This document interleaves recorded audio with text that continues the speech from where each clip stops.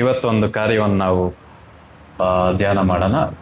ಕೃಪೆ ಅಂತ ಹೇಳುವಾಗ, ಕೃಪೆ ಬಗ್ಗೆ ನಾವು ಧ್ಯಾನ ಮಾಡುವಾಗ ಎಲ್ಲರಿಗೂ ಕಾಮನ್ ಆಗಿ ಅದು ಅನಿಸುತ್ತೆ, ಹೊಸ ಒಡಂಬಡಿಕೆಯ ಒಂದು ಕಾರ್ಯ ಅಂತ. ಕೃಪೆ ಅಂದ್ರೆ ಏನು ಅಂದ್ರೆ ಹೊಸ ಒಡಂಬಡಿಕೆ. ಹಂಗೆ ಮಾತಾಡ್ಲಾ? ಕೇಳಿಸುತ್ತಲ್ವಾ? ಕೃಪೆ ಅಂದ್ರೇನೆ ನಾವು ಅನ್ಕೊಂತೀವಿ, ಕ್ರಿಸ್ಟಿಯಾನಿಟಿಲಿ ಗ್ರೂಪ್ಗಳಿರುತ್ತೆ.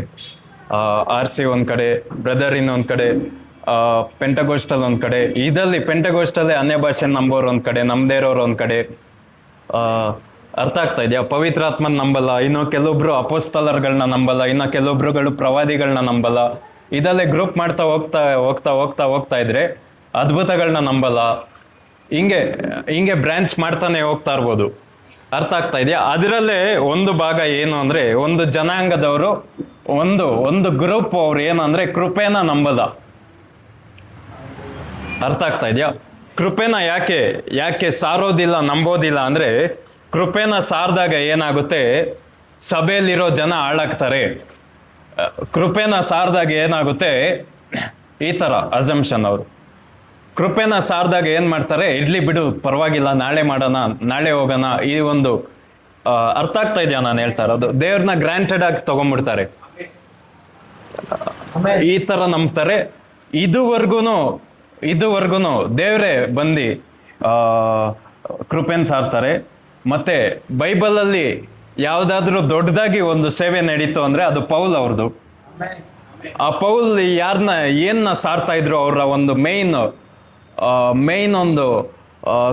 ಮೇನ್ ಒಂದು ಟಾಪಿಕ್, ಯಾವ ಒಂದು ಸಬ್ಜೆಕ್ಟ್ ಅಲ್ಲಿ ಅವರು ಸುವಾರ್ತೆನ ಸಾರ್ತಾ ಇದ್ರು ಅಂದ್ರೆ ಕೃಪೆಯಿಂದ. ಕೃಪೆ ಬಗ್ಗೆ ಸಾರ್ತಾ ಇದ್ರು. ಒಬ್ರೇ ಫಸ್ಟ್ ಟೈಮ್ ಹೇಳಿದ್ದು, ನಾವು ನೀತಿವಂತರಾಗ್ಬೇಕಂದ್ರೆ ನಾವೇನು ಮಾಡ್ಬೇಕಾಗಿಲ್ಲ. ಅರ್ಥ ಆಗ್ತಾ ಇದೆಯಾ? ಹೇಳಿ ನಾವು ನೀತಿವಂತರಾಗ್ಬೇಕಂದ್ರೆ ನಾವೇನು ಮಾಡ್ಬೇಕಾಗಿಲ್ಲ. ಒಂದೇ ಒಂದು ಮಾಡ್ಬೇಕೇನಂದ್ರೆ, ಯೇಸು ಕ್ರಿಸ್ತ ನನ್ಗಾಗಿ ಹುಟ್ಟಿದ್ರು, ಎಷ್ಟು ಜನ ನಂಬ್ತೀರಾ? ನಮ್ಗಾಗಿ ಆತನ ಸತ್ತನು ಎಷ್ಟು ಜನ ನಂಬ್ತೀರಾ? ಇಷ್ಟೇ ಅಲ್ಲ, ನಮ್ಗಾಗಿ ಅವರು ಮರಣವನ್ನ ಗೆದ್ರು, ಎಷ್ಟು ಜನ ನಂಬ್ತೀರಾ? ಇದುವರೆಗೂ ಜೀವಿಸ್ತಾ ಇದ್ದಾರೆ, ಎಷ್ಟು ಜನ ನಂಬ್ತೀರಾ? ಇದನ್ನ ನೀವು ನಂಬ್ತೀರಾ ಅಂದ್ರೆ ಪೌಲ್ ಪ್ರಕಾರವಾಗಿ, ಪೌಲ್ಗೆ ದೇವರಾತ್ಮ ಕೊಟ್ಟ ಪ್ರಕಾರವಾಗಿ ನಾವು ನೀತಿವಂತರು. ಇದಕ್ಕಿಂತ ಮುಂಚೆ ಎಲ್ಲ ಹೇಗಿತ್ತು ಅಂದ್ರೆ, ನೀನ್ ನೀತಿನ ಗಳಿಸಿ, ಅರ್ಥ ಆಗ್ತಾ ಇದೆಯಾ? ನಾನು ಒಂದು ಕಾರ್ಯವನ್ನು ಮಾಡಿ, ಕದಿದೇ ಇರೋದು, ವ್ಯಭಿಚಾರ ಮಾಡದೇ ಇರೋದು, ಸುಳ್ಳು ಹೇಳ್ದೇ ಇರೋದು, ಇದೆಲ್ಲ ಮಾಡಾದ್ಮೇಲೆ ಅವನಿಗೆ ಒಂದು ಸರ್ಟಿಫಿಕೇಟ್ ಸಿಗ್ತಾ ಇತ್ತು, ಏನಂತ? ನೀತಿವಂತ. ಹೊಸ ಒಡಂಬಡಿಕೆಯಲ್ಲಿ ನೀತಿವಂತ ಯಾರು ಅಂದ್ರೆ, ಯಾರೆಲ್ಲ ಯೇಸು ಕ್ರಿಸ್ತನ ನಂಬ್ತಾರೋ, ಯಾರೆಲ್ಲ ಯೇಸು ಕ್ರಿಸ್ತನ ಒಬ್ಬನೇ ದೇವ್ರಂತ ನಂಬ್ತಾರೋ, ಯಾರೆಲ್ಲ ಯೇಸು ಕ್ರಿಸ್ತನ ತನ್ನ ಜೀವಿತದ ಮೇಲೆ ಸ್ವಾಮಿಯಾಗಿ ಇಲ್ಲ ಕರ್ತನಾಗಿ ಸ್ವೀಕಾರ ಮಾಡ್ತಾರೋ ಅವರೆಲ್ಲ ನೀತಿವಂತರು ಅಂತ. ಪಕ್ಕದಲ್ಲಿ ಹೇಳಿ, ನೀನ್ ನೀತಿವಂತ. ಖುಷಿಯಿಂದ ಹೇಳಿ ನೀನ್ ನೀತಿವಂತ. ಇನ್ನೊಬ್ರಿಗೆ ಹೇಳಿ, ನೀನು ನೀತಿವಂತ. ನೀನು ಪಾಪಿ ಅಲ್ಲ, ನೀತಿವಂತ ಅಂತ ಹೇಳಿ. ಇದಕ್ಕೆ ಕಾರಣ ಏನು ಅಂದ್ರೆ ನೀತಿನ ಒಬ್ರು ಗಳಿಸ್ತರು, ನೀತಿಯಾಗಿ ಅವ್ರು ಕಷ್ಟಪಟ್ರು. ಯಾರು ಆ ವ್ಯಕ್ತಿ? ಯಾರು? ಏಸಪ್ಪ ಕಷ್ಟಪಟ್ರು. ಅವ್ರ ಪಾಪದಿಂದ ಓಡೋಗ್ತಾ ಇದ್ರು. ಅರ್ಥ ಆಗ್ತಾ ಇದೆಯಾ? ಸೈತಾನ್ನ ಶೋಧನೆನ ಗೆಲ್ತಾ ಇದ್ರು.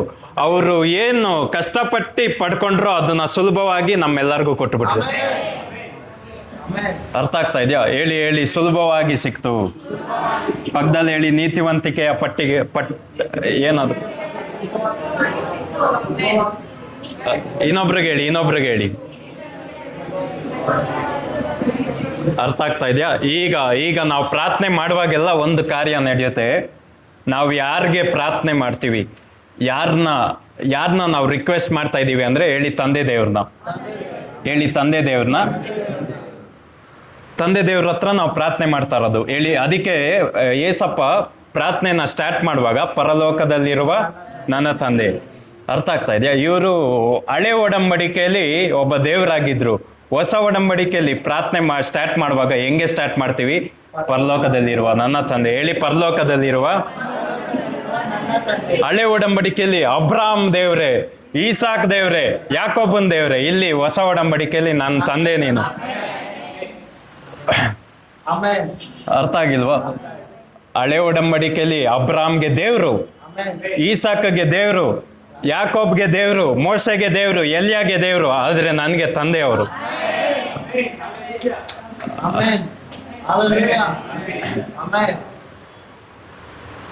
ಅರ್ಥ ಆಗ್ತಾ ಇದೆಯಾ ಹೇಳಿ? ಹಳೆ ಒಡಂಬಡಿಕೆಯಲ್ಲಿ ಓಲ್ಡ್ ಟೆಸ್ಟಮೆಂಟ್ ಅಲ್ಲಿ ಅಬ್ರಾಮ್ ದೇವರು, ಈಸಾಕ್ ದೇವರು, ಯಾಕೋಬನ್ ದೇವರು, ಈಗ ನನ್ನ ತಂದೆಯವರು, ಎಲಿಯನ್ ದೇವರು, ಎಲಿಯನ್ ಕರ್ತನು ಅಂತ ಎಲ್ಲ ವಾಕ್ಯ ಇತ್ತಲ್ವಾ? ಈಗ ಈಗ ಈಗ ಬರೀ ದೇವರು ಮತ್ತೆ ಪ್ರಜೆಗಳು ಅಷ್ಟೇ ಅಲ್ಲ, ದೇವರು ಭಕ್ತರಲ್ಲ. ದೇವರು ಭಕ್ತರಾದ್ರೆ ನಾವು ಬೇರೆ ಯಾವ ಒಂದು ರಿಲಿಜಿಯನ್ಗೂ ವ್ಯತ್ಯಾಸ ಇಲ್ಲ, ನಮಗೂ ಬೇರೆಯವ್ರಿಗೆ. ಅರ್ಥ ಆಗ್ತಾ ಇದೆಯಾ ನಾನು ಹೇಳ್ತಾ ಇರೋದು? ಪಕ್ಕದಲ್ಲಿ ಹೇಳಿ. ಪ್ರಾರ್ಥನೆ ಮಾಡುವಾಗ ಏನೆಲ್ಲ ಆಗುತ್ತೆ ಗೊತ್ತಾ? ನೀನು ನಿನ್ನ ತಂದೆ ಹತ್ರ ಕೇಳ್ತಾ ಇದೀಯ. ಆಮೇನ್. ಪ್ರಾರ್ಥನೆ ಮಾಡುವಾಗ ಇದು ನನ್ನ ಸಂದೇಶ ಅಲ್ಲ, ಆದ್ರೂ ನಾನು ಹೇಳ್ತೀನಿ. ಪ್ರಾರ್ಥನೆ ಮಾಡುವಾಗ ತಂದೆ ಹತ್ರ ನಾವು ಕೇಳ್ಕೊಳ್ತಾ ಇದೀವಿ.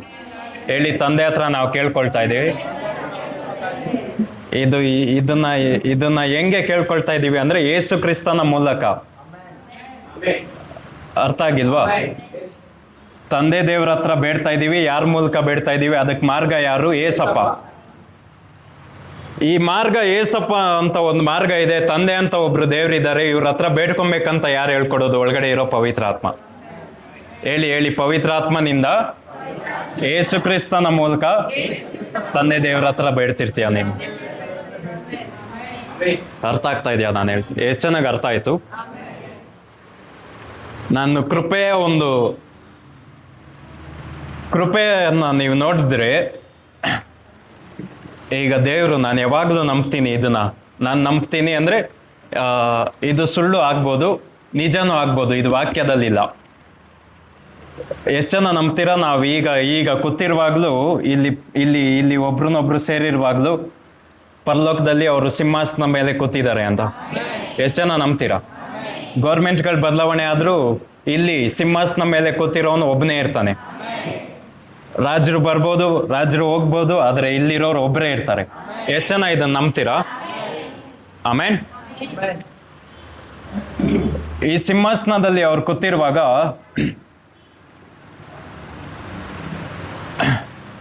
ಈ ಸಿಂಹಾಸನದಲ್ಲಿ ದೇವ್ರು ಕೂತಿರುವಾಗ ಈಗ ಅವರು ಮಾತಾಡೋ ದೇವರು. ಈಗ ಅವರು ಜೋರಾಗಿ ವೈಟ್ ಅಂತ ಹೇಳಿದ್ರೆ ವೈಟ್ ಅಂತ ಹೇಳಿ. White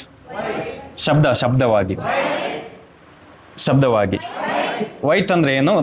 colour. ಇದು ದೇವ್ರನಾದ್ರೂ ವೈಟ್ ಅಂತ ಹೇಳಿದ್ರೆ, ವೈಟ್ ಒಂದು ಆತ್ಮವಾಗಿ ಬರುತ್ತೆ, ಒಂದು ಮನುಷ್ಯನ ತರ ಬರುತ್ತೆ. ಅಂದ್ರೆ ಅದಕ್ಕೆ ಜೀವ ಇರೋ ತರ ಆಗುತ್ತೆ ಅದು.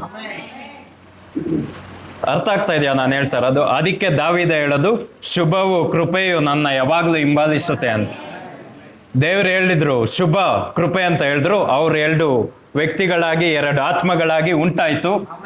ಉಂಟಾದ್ಮೇಲೆ ನೆಕ್ಸ್ಟ್ ಅದಕ್ಕೆ ಕೆಲಸ ಏನು ದೇವ್ರು ಹೇಳಿದ್ದು ಅಂದ್ರೆ, ಚಿನ್ಮಯನ ಹಿಂಬಾಲಿಸು. ಅವನ್ ಎಲ್ಲೆಲ್ಲೆಲ್ಲ ಹೋಗ್ತಾನೆ ಅಲ್ಲೆಲ್ಲ ನೀನು ಹೋಗು. ಅರ್ಥ ಆಗ್ತಾ ಇದೆಯಾ? ಪಕ್ಕದಲ್ಲಿ ಹೇಳಿ, ಶುಭ ಕೃಪೆ ನಿನ್ನ ಹಿಂಬಾಲಿಸುತ್ತೆ. ನಿನ್ ಕೆಲ್ಸದಲ್ಲಿ ಹೋದಾಗ್ಲೂ ಕೃಪೆ ನಿನ್ನ ಹಿಂಬಾಲಿಸುತ್ತೆ, ಶುಭ ಕಾರ್ಯಗಳು ನಿನ್ನ ಹಿಂಬಾಲಿಸುತ್ತೆ. ಅರ್ಥ ಆಗ್ತಾ ಇದೆಯಾ? ಶಬ್ದವಾಗಿ ಹೇಳೋಣ, ನಾನು ಹೋದ್ರೆ ಅಲ್ಲಿ ದೇವ್ರು ಹೋದ್ರು, ನಾನು ಬಂದ್ರೆ ನನ್ನ ಜೊತೆ ದೇವ್ರು ಬಂದ್ರು. ಇಷ್ಟೇ ಅಲ್ಲ, ನಾನು ದೇವ್ರು ಇಷ್ಟೇ ಅಲ್ಲ, ಪರಲೋಕ ಎಲ್ಲ ನಾನು ಹೊತ್ಕೊಂಡು ಓಡಾಡ್ತೀನಿ. ಇಷ್ಟೇ ಅಲ್ಲ, ಶುಭವನ್ನ ಕೃಪೆಯನ್ನ ನಾನು ಹೊತ್ಕೊಂಡು ಓಡಾಡ್ತೀನಿ. ಆಮೇಲೆ ಅಂದ್ರೆ ಈಗ ಕೃಪೆ ಅಂತ ದೇವ್ರು ಹೇಳಿದ್ರೆ, ಕೃಪೆ ಒಂದು ಆತ್ಮವಾಯ್ತು. ಅರ್ಥ ಆಗ್ತಾ ಇದೆಯಾ? ಯಾವುದೇ ಒಂದು ಆಕಾರಕ್ಕೂ ನಾವು ಅದನ್ನ ಹೊಗಳ್ಬೋದು, ಇಲ್ಲ ಅದು ಸೌಂದರ್ಯನ ನೋಡಿ ಅದನ್ನ ಉಗುಳ್ಬೋದು. ಚೆನ್ನಾಗಿಲ್ಲ ಅಂತ ಹೇಳ್ಬೋದು, ಚೆನ್ನಾಗಿದೆ ಅಂತ ಹೇಳ್ಬೋದು. ಎಷ್ಟು ಜನ ಹೇಳ್ತೀರಾ? ಈಗ ಕೃಪೆ ಅಂತ ದೇವ್ರು ಹೇಳಿದ ತಕ್ಷಣ ಅದು ಒಂದು ಆತ್ಮ ಆಯ್ತಲ್ವಾ? ಈಗ ಕೃಪೆನ ನೋಡಿದಾಗ, ಒಂದು ಆಕಾರವನ್ನು ನೋಡಿದಾಗ ಅದಕ್ಕೆ ಹೇಳ್ಬೋದು ಇದು ಬ್ಯೂಟಿಫುಲ್ ಆಗಿದೆ, ಇಲ್ಲ ಇದು ಅಗ್ಲಿ ಆಗಿದೆ ಅಂತ.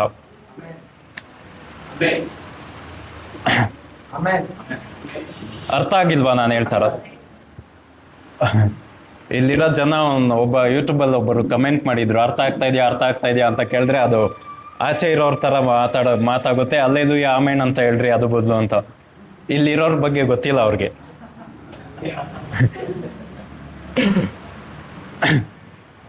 ಅರ್ಥ ಆಗ್ತಾ ಇದೆಯಾ? ಆಚೆ ಇರೋರ್ಗೆ ಎಲ್ಲಿ ಇಷ್ಟ ಜ್ಞಾನ ಇರುತ್ತೆ?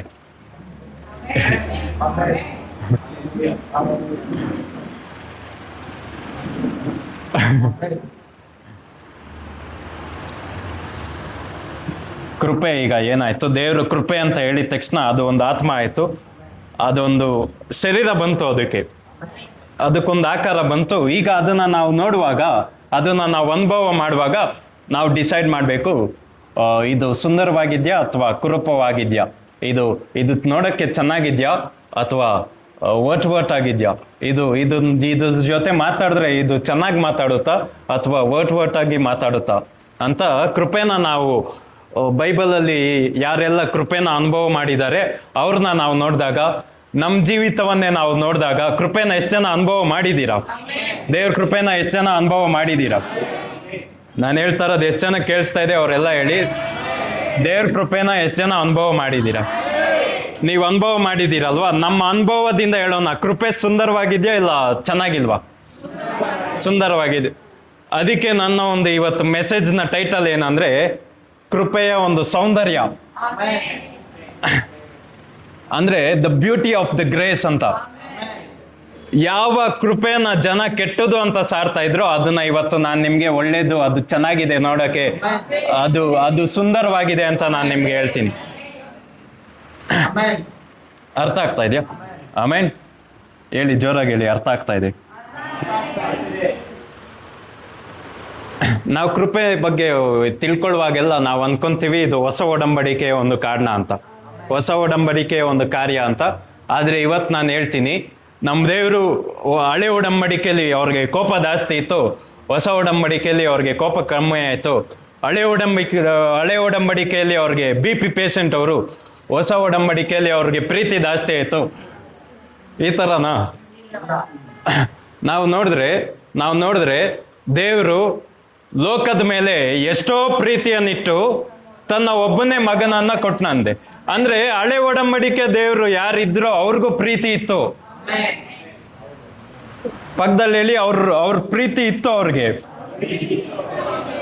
ಆದ್ರೂ ಯಾಕೆ ಅವ್ರನ್ನ ಅರ್ಥ ಮಾಡ್ಕೊಳಕ್ ಆಗಿಲ್ಲ ಅಂದ್ರೆ, ಅವ್ರಿಗೆ ಕ್ಲೋಸ್ ಆಗಿ ಯಾರು ಹೋಗಕ್ ಹೋಗಿಲ್ಲ, ಅವ್ರನ್ನ ವೈಯಕ್ತಿಕವಾಗಿ ಯಾರು ಅರ್ಥ ಮಾಡ್ಕೊಳಕ್ ಹೋಗಿಲ್ಲ. ಹಳೆ ಒಡಂಬಡಿಕೆ ಎಲ್ಲ ನೀವು ನೋಡಿ, ಜನ ಯಾವಾಗ ದೇವ್ರ ಹತ್ರ ಹೋಗ್ತಾ ಇದ್ರು ಅಂದ್ರೆ ಅವ್ರಿಗೊಂದು ಅದ್ಭುತ ಬೇಕಿತ್ತು. ಜನ ಯಾವಾಗ ದೇವ್ರ ಹತ್ರ ಹೋಗ್ತಾ ಇದ್ರು ಅಂದ್ರೆ ಅವ್ರಿಗೆ ನೀರ್ ಬೇಕಿತ್ತು. ಜನ ಯಾವಾಗ ದೇವ್ರ ಹತ್ರ ಹೋಗ್ತಾ ಇದ್ರು ಅಂದ್ರೆ ಅವ್ರಿಗೆ ಮಟನ್ ಬೇಕಿತ್ತು. ಜನ ಯಾವಾಗ ದೇವ್ರ ಹತ್ರ ಹೋಗ್ತಾ ಇದ್ರು ಅಂದ್ರೆ ಅವ್ರಿಗೆ ಗುಲಾಮ್ತನ ಸಾಕು ಅನ್ಸ್ತಿತ್ತು, ಅವ್ರಿಗೊಂದು ಫ್ರೀಡಮ್ ಬೇಕಿತ್ತು. ಅರ್ಥ ಆಗ್ತಾ ಇದೆಯಾ? ದೇವ್ರ ಹತ್ರ ಯಾವಾಗ ಹೋಗ್ತಾ ಇದ್ರು ಹಳೆ ಒಡಂಬಡಿಕೆ ಜನ ಯಾವಾಗ ಹೋಗ್ತಾ ಇದ್ರು ಅಂದ್ರೆ ಅವಶ್ಯಕತೆಗಳು. ಈಗ ನನ್ ಗಂಡ ಸತ್ತೋದ್ರು, ನನ್ಗೀಗ ಸಾಲ ಇದೆ, ಆ ಸಾಲ ತೀರ್ಬೇಕು, ಇದಕ್ಕೆ ಹೋಗ್ತಾ ಇದ್ರು. ಅರ್ಥ ಆಗ್ತಾ ಇದೆಯಾ? ಅಂದ್ರೆ ಹಳೆ ಒಡಂಬಡಿಕೆಯಲ್ಲಿ ಕೋಪ ಇರೋ ದೇವ್ರಿರ್ಲಿಲ್ಲ, ಪ್ರೀತಿ ಮಾಡದೇ ಇರೋ ದೇವ್ರಿರ್ಲಿಲ್ಲ, ಪ್ರೀತಿ ಮಾಡದೇ ಇರೋ ಜನ ಇದ್ರು. ನಾನು ಹೇಳಿದ್ದೊಂದು ಸ್ಟ್ರಾಂಗ್ ಆಗಿದೆ, ಅದು ನಿಮ್ಗೆ. ಹಳೆ ಒಡಂಬಡಿಕೆಯಲ್ಲಿ ಪ್ರೀತಿ ಮಾಡದೇ ಇರೋ ದೇವ್ರಿಲ್ಲ, ಪ್ರೀತಿ ಮಾಡದೇ ಇರೋ ಜನ ಇದ್ರು. ಹಳೆ ಒಡಂಬಡಿಕೆಯಲ್ಲಿ ಕಷ್ಟಗಳಿಗೆ ಸಂಧಿಸೋ ದೇವ್ರಿರ್ಲಿಲ್ಲ. ಏನೆಲ್ಲ ಕಷ್ಟ ನೋಡಿ, ನೀವು ಹಳೆ ಒಡಂಬಡಿಕೆ ನೋಡಿದ್ರೆ ಅದ್ಭುತ ಕಾರ್ಯಗಳು ಜಾಸ್ತಿ ಇದೆ. ಇದ್ಯಾವುದು ಅವರು ಪ್ರೀತಿ ಇಲ್ದಾರ ಮಾಡಿರ್ತಾರ? ಹೇಳಿ, ಯೆಹೋವ ದೇವರು ಪ್ರೀತಿ ಸ್ವರೂಪ. ಹೇಳಿ, ಶಬ್ದವಾಗಿ ಹೇಳಿ, ಯೆಹೋವ ದೇವರು. ಶಬ್ದವಾಗಿ ಹೇಳಿ. ಹಳೆ ಒಡಂಬಡಿಕೆಯಲ್ಲಿ ಯಾವ ದೇವ್ರು ಇದ್ರು, ಯಾವ ದೇವ್ರು ಸಮಯಕ್ಕಿಂತ ಮುಂಚೆ ಇದ್ರು, ಯಾವ ದೇವ್ರು ದಿನಗಳಿಗಿಂತ ಪ್ರಾಚೀನವಾಗಿದ್ರು, ಯಾವ ದೇವ್ರು ಆದಿಯಿಂದಲೂ ಇದ್ರು, ಅವ್ರಿಗೆ ಕೋಪ ಇರ್ಲಿಲ್ಲ, ನಮ್ಮ ಮೇಲೆ ಪ್ರೀತಿ ಇತ್ತು. ಅರ್ಥ ಆಗ್ತಾ ಇದೆಯಾ ನಾನು ಹೇಳ್ತಾ ಇರೋದು? ಎಷ್ಟು ಚೆನ್ನಾಗಿ ಅರ್ಥ ಆಗ್ತಾ ಇದೆ. ಹಳೆ ಒಡಂಬಡಿಕೆಯಲ್ಲಿ ಕೋಪ ಇತ್ತಾ? ಪ್ರೀತಿ ಇತ್ತು. ಅಂದ್ರೆ ಹಳೆ ಒಡಂಬಡಿಕೆ ದೇವ್ರ ಹತ್ರ ಕೃಪೆ ಕೂಡ ಇತ್ತು. ಆಮೇನ್. ನಾವು ನೋಡೋಣ, ವಿಮೋಚನೆ ಕಾಂಡ 3:1. ವಿಮೋಚನೆ ಕಾಂಡ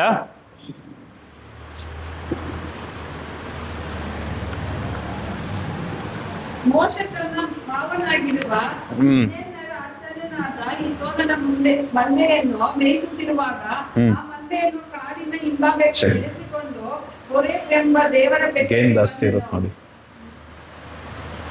ಒಂದನೇ ವಚನ ಮಾತ್ರ ಓದಿ. ಒಂದನೇ ವಚನ. ಮೋಶೆ ತನ್ನ ಮಾವನಾಗಿರುವ ಮಿದ್ಯಾನ್ಯರ ಆಚಾರ್ಯನಾದ ಇತ್ರೋನನ ಮಂದೆಯನ್ನು ಮೇಯಿಸುತ್ತಿರುವಾಗ ಆ ಮಂದೆಯನ್ನು ಕಾಡಿನ ಹಿಂಭಾಗಕ್ಕೆ ನಡೆಸಿಕೊಂಡು ಹೋರೇಬ್ ಎಂಬ ದೇವರ ಬೆಟ್ಟಕ್ಕೆ ಬಂದನು. ಆಮೇಲೆ ಈಗ ಮೋಶೆ ಏನ್ ಮಾಡ್ತಾರೆ, ತನ್ನ ಒಂದು ಮಾವನ ಒಂದು ಕುರಿಗಳನ್ನ ಮೇಯ್ಸಕ್ಕೆ ಸ್ಟಾರ್ಟ್ ಮಾಡ್ತಾರೆ. ಸ್ಟಾರ್ಟ್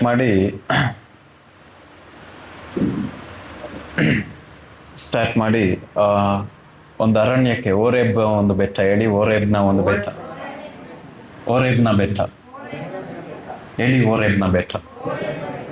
ಆ ಬೆಟ್ಟದ ಹಿಂದೆನಾ ಎಲ್ಲಿ ಹಿಂದೆ ಕರ್ಕೊಂಡೋಗಿ ಏನ್ ಮಾಡ್ತಾರಂತೆ, ತನ್ನ ಒಂದು ಕುರಿಗಳನ್ನ ಮೇಯ್ಸಕ್ ಹೋಗ್ತಾರೆ. ನೆಕ್ಸ್ಟ್ ಓದಿ. ಅಲ್ಲಿ ಮುಳ್ಳಿನ ಪೊದೆಯೊಳಗೆ ಉರಿಯುವ ಬೆಂಕಿಯಲ್ಲಿ ಯೆಹೋವನ ದೂತನು ಅವನಿಗೆ ಕಾಣಿಸಿಕೊಂಡನು. ಆಮೆನ್. ಹೇಗೆಂದರೆ ಅವನು ಒಂದು ಮುಳ್ಳಿನ ಪೊದೆಯನ್ನು ಕಂಡನು. ಗೇನ್ ಕಡಿಮೆ ಮಾಡಿ, ಗೇನ್. ಮತ್ತೆ ಯಾವ್ದು ಜಾಸ್ತಿ ಇದೆ? ಯಾವುದು ಅನ್ನೋದಿಲ್ಲ. ಅದು ಫುಲ್ ಮೇಲೆ ಎತ್ತಿದ್ದೀರಾ? ಚೆಕ್ ಏನಿಲ್ಲ. ಕುರಿಗಳನ್ನ ಎತ್ಕೊಂಡು ಹೋಗ್ತಾರೆ. ನೀವು ಎಷ್ಟೇ ಸಲ ಕೇಳಿದ್ರು ಇವತ್ತು ಕೇಳಿ ಆಯ್ತಾ. ನೀವೇ ಇದನ್ನ ಬರ್ದಿದ್ರು ಪಕ್ಕದಲ್ಲಿ ಹೇಳಿ. ಎಕ್ಸೋಡಸ್ನ ನೀನೇ ಬರ್ದಿದ್ರು. ವಿಮೋಚನೆ ಕಂಡಕ್ಕೆ ಕವಿ ನೀನೇ ಆಗಿದ್ರು. ಮತ್ತೆ ಕೇಳು ಆಯ್ತಾ. ಓದಿ 7ನೇ ವಚನ ಓದಿ. ದೇವರ ಬೆಟ್ಟಕ್ಕೆ ಬಂದನು. ದೇವರ ಬೆಟ್ಟಕ್ಕೆ ಹೇಳಿ, ದೇವರ ಬೆಟ್ಟಕ್ಕೆ ಬಂದನು. ಮುಂದೆ ಓದಿ. ಮುಳ್ಳಿನ ಪೊದೆಯೊಳಗೆ ಉರಿಯುವ ಬೆಂಕಿಯಲ್ಲಿ ಯೆಹೋವನ ದೂತನು ಅವನಿಗೆ ಕಾಣಿಸಿಕೊಂಡನು. ಏಕೆಂದರೆ ಅವನು ಒಂದು ಮುಳ್ಳಿನ ಪೊದೆಯನ್ನು ಕಂಡನು. ಆ ಪೊದೆಯು ಬೆಂಕಿಯಿಂದ ಉರಿಯುತ್ತಿದ್ದರೂ ಅದು ಸುಟ್ಟು ಹೋಗದೇ ಇತ್ತು. ಆಮೇನ್. ಹೇಳಿ. ಮುಳ್ಳಿನ ಪೊದೆ ಬೆಂಕಿಯಿಂದ ಉರಿತಿತ್ತಂತೆ. ಅದು ಸುಟ್ಟು ಹೋಗದೇ ಇತ್ತು.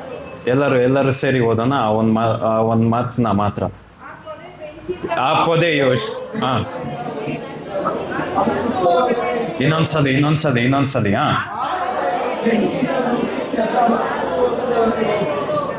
ಇನ್ನೊಂದ್ಸಲಿ ಓದಿ. ಆ ಪೊದೆ ಏನಾಯ್ತಂತೆ, ಬೆಂಕಿಯಿಂದ ಉರಿತಾ ಇದೆ ಹೇಳಿ. ಬೆಂಕಿಯಿಂದ ಉರಿತಾ ಇದ್ರು, ಸುಟ್ಟೋಗಿಲ್ಲ. ಶಬ್ದವಾಗಿ ಹೇಳಿ, ಬೆಂಕಿಯಿಂದ ಉರಿತಾ ಇದ್ರು, ಸುಟ್ಟೋಗಿಲ್ಲ. ಶಬ್ದವಾಗಿ ಹೇಳಿ, ಬೆಂಕಿಯಿಂದ ಉರಿತಾ ಇದ್ರು, ನಾನು ಸುಟ್ಟೋಗಿಲ್ಲ, ಅದು ಸುಟ್ಟೋಗಿಲ್ಲ. ಆಮೇನ್. ಶಬ್ದವಾಗಿ ಒಂದು ಅರ್ಕೆ ಮಾಡೋಣ. ಕಷ್ಟಗಳು ಎಷ್ಟೇ ಉರಿತಾ ಇದ್ರು ನಾನು ಸುಟ್ಟೋಗೋದಿಲ್ಲ. ಹೇಳಿ. ಸಾಲಗಳು ಎಷ್ಟೇ ಉರಿತಾ ಇದ್ರು ನಾನು ಸುಟ್ಟೋಗೋದಿಲ್ಲ. ಶಬ್ದವಾಗಿ ಹೇಳಿ, ದುಃಖಗಳು ಎಷ್ಟೇ ಉರಿತಾ ಇದ್ರು ನಾನು ಸುಟ್ಟೋಗೋದಿಲ್ಲ. ನನ್ನ ನೋಡಿ ಅನೇಕರು ಆಶ್ಚರ್ಯ ಪಡ್ತಾರೆ. ಹೇಳಿ. ನನ್ನ ನೋಡಿ ಅನೇಕರು ಆಶ್ಚರ್ಯ ಪಡ್ತಾರೆ. ಅಗ್ನಿಯಲ್ಲಿ ನಾನು ನಡೆಯುವಾಗಲೂ ನಾನು ಸುಡೋದಿಲ್ಲ. ಇಷ್ಟೇನಾ ನಿಮ್ಮ ಶಬ್ದ? ಹೇಳಿ. ಅಗ್ನಿಯಲ್ಲಿ ನಾನು ನಡೆಯುವಾಗಲೂ ನಾನು ಸುಡೋದಿಲ್ಲ. ಶಬ್ದವಾಗಿ ಹೇಳಿ, ಅಗ್ನಿಯಲ್ಲಿ ನಾನು ನಡೆಯುವಾಗಲೂ ನಾನು ಸುಡೋದಿಲ್ಲ. ನೀರಿನಲ್ಲಿ ನಾನು ಹಾದು ಹೋಗುವಾಗಲೂ ನಾನು ಮುಳುಗೋದಿಲ್ಲ. ಆಮೇನ್. ಈ ಪೊದೆ ಒಂದು ಸ್ಪೆಷಾಲಿಟಿ ಏನಂದ್ರೆ, ಎಲ್ಲ ಗಿಡಗಳಿಗೆ ಬೆಂಕಿ ಹತ್ತಿದ ತಕ್ಷಣ ಗಿಡಗಳು ಸುಟ್ಟೋಗುತ್ತೆ. ಇದು ನಾರ್ಮಲ್ ಆಗಿ ನಡೆಯೋ ಒಂದು ಕಾರ್ಯ. ಯಾಕೆ ಮೋಶೆ ನಿಂತು ನೋಡೋ ತರ ಮಾಡ್ತು ಅಂದ್ರೆ, ಅದು ಎಲೆಗಳೆಲ್ಲ ಗ್ರೀನ್ ಆಗಿದೆ. ಅದು ಎಲೆಗಳೆಲ್ಲ ಹೆಂಗಿದ್ಯೋ ಹಂಗೆ ಇದೆ. ಆದ್ರೂ ಏನಾಗ್ತಾ ಇದೆ, ಬೆಂಕಿಯಿಂದ ಸುಡ್ತಾ ಇದೆ. ನಿಮ್ನ ಹಂಗೆ ನಿಂತು ನೋಡೋ ತರ ಮಾಡ್ಲಿದೆ. ಯಾಕೆ ಇವ್ರು ಇಷ್ಟು ಸಮಾಧಾನವಾಗಿದ್ದಾರ ಅಂತ ನೋಡ್ಲಿ. ಯಾಕೆ ಇವ್ರು ಯಾವಾಗ್ಲೂ ಸ್ತೋತ್ರ ಮಾಡ್ತಾ ಇರ್ತಾರಲ್ಲ ಅಂತ ನೋಡ್ಲಿ. ಆಮೇನ್. ಮುಂದೆ ಓದಿ. ನಾನು ಆಗ ಮೋಶೆ, ನಾನು ದಾರಿ ಬಿಟ್ಟ ಈ ಆಶ್ಚರ್ಯವನ್ನು ನೋಡಿ ಪೊದೆಯು ಸುಟ್ಟು ಹೋಗದಿರುವುದಕ್ಕೆ ಕಾರಣವನ್ನು ತಿಳಿದುಕೊಳ್ಳುವೆನು ಅಂದುಕೊಂಡನು. ನೋಡುವುದಕ್ಕೆ ಅವನು ದಾರಿ ಬಿಟ್ಟಿದ್ದನ್ನು ಯೆಹೋವನು ಕಂಡನು. ದೇವರು ಆ ಪೊದೆಯೊಳಗಿಂದ ಮೋಶೆ ಎಂದು ಕರೆದನು. ಆಮೇನ್. ಈ ಪೊದೆ ಸುಟ್ಟೋಗಿಲ್ಲ, ಅದಕ್ಕೆ ಕಾರಣ ಏನು? ಯೆಹೋವ ದೇವರು ಆ ಪೊದೆ ಒಳಗಡೆ ಇದ್ರಂತೆ, ಅವರ ಸ್ವರ ಅದರಲ್ಲಿ ಇತ್ತಂತೆ. ವಾಕ್ಯದಲ್ಲಿದೆ ಗೊತ್ತಾ? ನಿಮಗೆ ಗೊತ್ತಿಲ್ವಾ ನಿಮ್ಮ ಶರೀರಗಳು ದೇವರ ಆಲಯ ಅಂತ? ಎಷ್ಟು ಜನ ಹೇಳ್ತೀರಾ ಆ ಪೊದೆಗಿಂತ ದೇವ್ರು ನನ್ನೊಳಗಡೆ ಜಾಸ್ತಿ ಇದ್ದಾರೆ? ಹೇಳಿ ಹೇಳಿ, ನನ್ನೊಳಗಡೆ ಜಾಸ್ತಿ ಇದ್ದಾರೆ. ನಾನು ಸುಟ್ಟೋಗೋದಿಲ್ಲ, ನಾನು ಕರ್ಗು ಹೋಗೋದಿಲ್ಲ. ಆಮೇಲೆ ಹೇಳಿ ಹೇಳಿ, ನಾನು ಸುಟ್ಟೋಗೋದಿಲ್ಲ, ನಾನು ಕರ್ಗು ಹೋಗೋದಿಲ್ಲ, ನಾನು ಮುಳುಗಿ ಹೋಗೋದಿಲ್ಲ, ನನ್ನ ಶಕ್ತಿ ಕಡಿಮೆ ಆಗೋದಿಲ್ಲ. ಶಬ್ದವಾಗಿ ಹೇಳಿ, ನನ್ನ ಶಕ್ತಿ ಕುಂದಿ ಹೋಗೋದಿಲ್ಲ, ನಾನು ಮಹಿಮೆಯಿಂದ ಮಹಿಮೆಗೆ ಹೋಗ್ತೀನಿ. ಯಾಕೆ ಯಾಕೆ ಯಾಕೆ? ಕಾರಣ ಏನು? ಕಾರಣ ಏನು ಅಂದ್ರೆ ಯೆಹೋವನ ಸ್ವರ ನನ್ನ ಒಳಗಡೆ ಇದೆ. ಆ ಸ್ವರ ಅಂದ್ರೆ ಏನು? ವಾಕ್ಯ ಅಂದ್ರೆ ಏನು? ಆದಿಯಲ್ಲಿ ವಾಕ್ಯ ಇತ್ತು, ಆ ವಾಕ್ಯ ದೇವರಾಯ್ತು, ಆ ವಾಕ್ಯ ಮಾಂಸವಾಯ್ತು, ಆ ಮಾಂಸಕ್ಕೆ ಒಂದು ಹೆಸರು ಬಂತು, ಯೇಸು ಅಂತ. ಅರ್ಥ ಆಗ್ತಾ ಇದೆಯಾ? ಯೇಸು ಕ್ರಿಸ್ತ ನಮ್ಮ ಒಳಗಡೆ ಇರೋದ್ರಿಂದ ನಾವು ಕರ್ಗೋಗೋದಿಲ್ಲ, ಸುಟ್ಟೋಗೋದಿಲ್ಲ, ನಮ್ಮ ಶಕ್ತಿ ಕಡಿಮೆ ಆಗೋದಿಲ್ಲ. ಆಮೇಲೆ ಪಕ್ಕದಲ್ಲಿ ಹೇಳಿ, ಯೇಸು ಕ್ರಿಸ್ತ ನಿನ್ನ ಒಳಗಡೆ ಇದ್ದಾರೆ. ಇನ್ನೊಬ್ರಿಗೆ ಹೇಳಿ, ಯೇಸು ಕ್ರಿಸ್ತ ನಿನ್ನ ಒಳಗಡೆ ಇದೆ. 4 ಓದಿ, 4 ಓದಿ, 4. ದಾರಿ ಬಿಟ್ಟದ್ದನ್ನು ಯೆಹೋವನು ಕಂಡನು. ದೇವರ ಪೊದೆಯೊಳಗಿಂದ ಮೋಶೆಯೇ, ಮೋಶೆ ಎಂದು ಏನು ಅಂತ ಕರೆದ್ರಂತೆ? ಜೋರಾಗಿ ನೀವೇ ಕರೀತಾರ ತರ ಕರೀರಿ ಶಬ್ದವಾಗಿ. ಮೋಶೆ ಏನು ಹೇಳಿದ್ರಂತೆ? ಇಗೋ ಇದ್ದೇನೆ ಅಂದನು. ಆಮೇನ್. ಇದು ಹೊಸ ಒಡಂಬಡಿಕೆಯ ಒಂದು ಸೌಂದರ್ಯ ಏನಂದ್ರೆ, ಈಗ ದೇವ್ರ ಸ್ವರ ಎಲ್ಲಿದೆ? ಆಚೆ ಇದೆ, ಯಾವುದೋ ಒಂದು ಗಿಡದಲ್ಲಿದೆ. ದೇವ್ರ ಮನುಷ್ಯ ಎಲ್ಲಿದ್ದಾನೆ? ದೂರ ಇದ್ದಾನೆ. ಅರ್ಥ ಆಗ್ತಾ ಇದೆಯಾ? ಎಷ್ಟು ಜನಕ್ಕೆ ಈ ವಾಕ್ಯ ಗೊತ್ತು? ನಾನು ಕಣ್ಣೆತ್ತಿ ಪರ್ವತಗಳ ಕಡೆಗೆ ನೋಡುವೆನು. ಹೇಳಿ ಹೇಳಿ, ಕಣ್ಣೆತ್ತಿ ಪರ್ವತಗಳಿಗೆ ನೋಡುವೆನು. ನನ್ನ ಸಹಾಯ ಎಲ್ಲಿಂದ ಬರುತ್ತೆ? ಭೂಮಿ ಆಕಾಶ ಉಂಟು ಮಾಡಿದ ದೇವರಿಂದ. ಇವ್ರು ಏನ್ ಮಾಡ್ತಾ ಇದ್ರು? ಮುಂದೆ ನೋಡಿದ್ರು, ಪೊದೆನ ನೋಡಿದ್ರು, ದೇವ್ರ ಒಂದು ಸ್ವರಕ್ಕೆ. ದಾವೀದ ರಾಜ ಏನ್ ಮಾಡಿದ್ರು? ಕಣ್ಣೆತ್ತಿ ಪರ್ವತಗಳ ಕಡೆ ಅಂದ್ರೆ ಆಕಾಶದ ಕಡೆಗೆ ನೋಡಿದ್ರು. ಆದ್ರೆ ನಾವೇನ್ ಮಾಡ್ಬೋದು ಗೊತ್ತಾ? ಇಲ್ಲೇ ನೋಡ್ಬೋದು.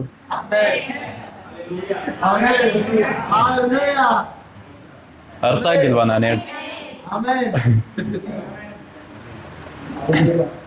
ಹೇಳಿ ಹೇಳಿ, ನಮ್ಮ ಪ್ರಾರ್ಥನೆ ಕೇಳೋರು ನನ್ನ ಒಳಗಡೆ ಇರಲ್ಲ.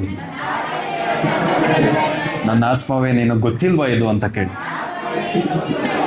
ಹೇಳಿ ಹೇಳಿ, ನನ್ನ ಪ್ರಾರ್ಥನೆ ಕೇಳೋರು ನನ್ನ ಒಳಗಡೆ ಇದ್ದಾರೆ.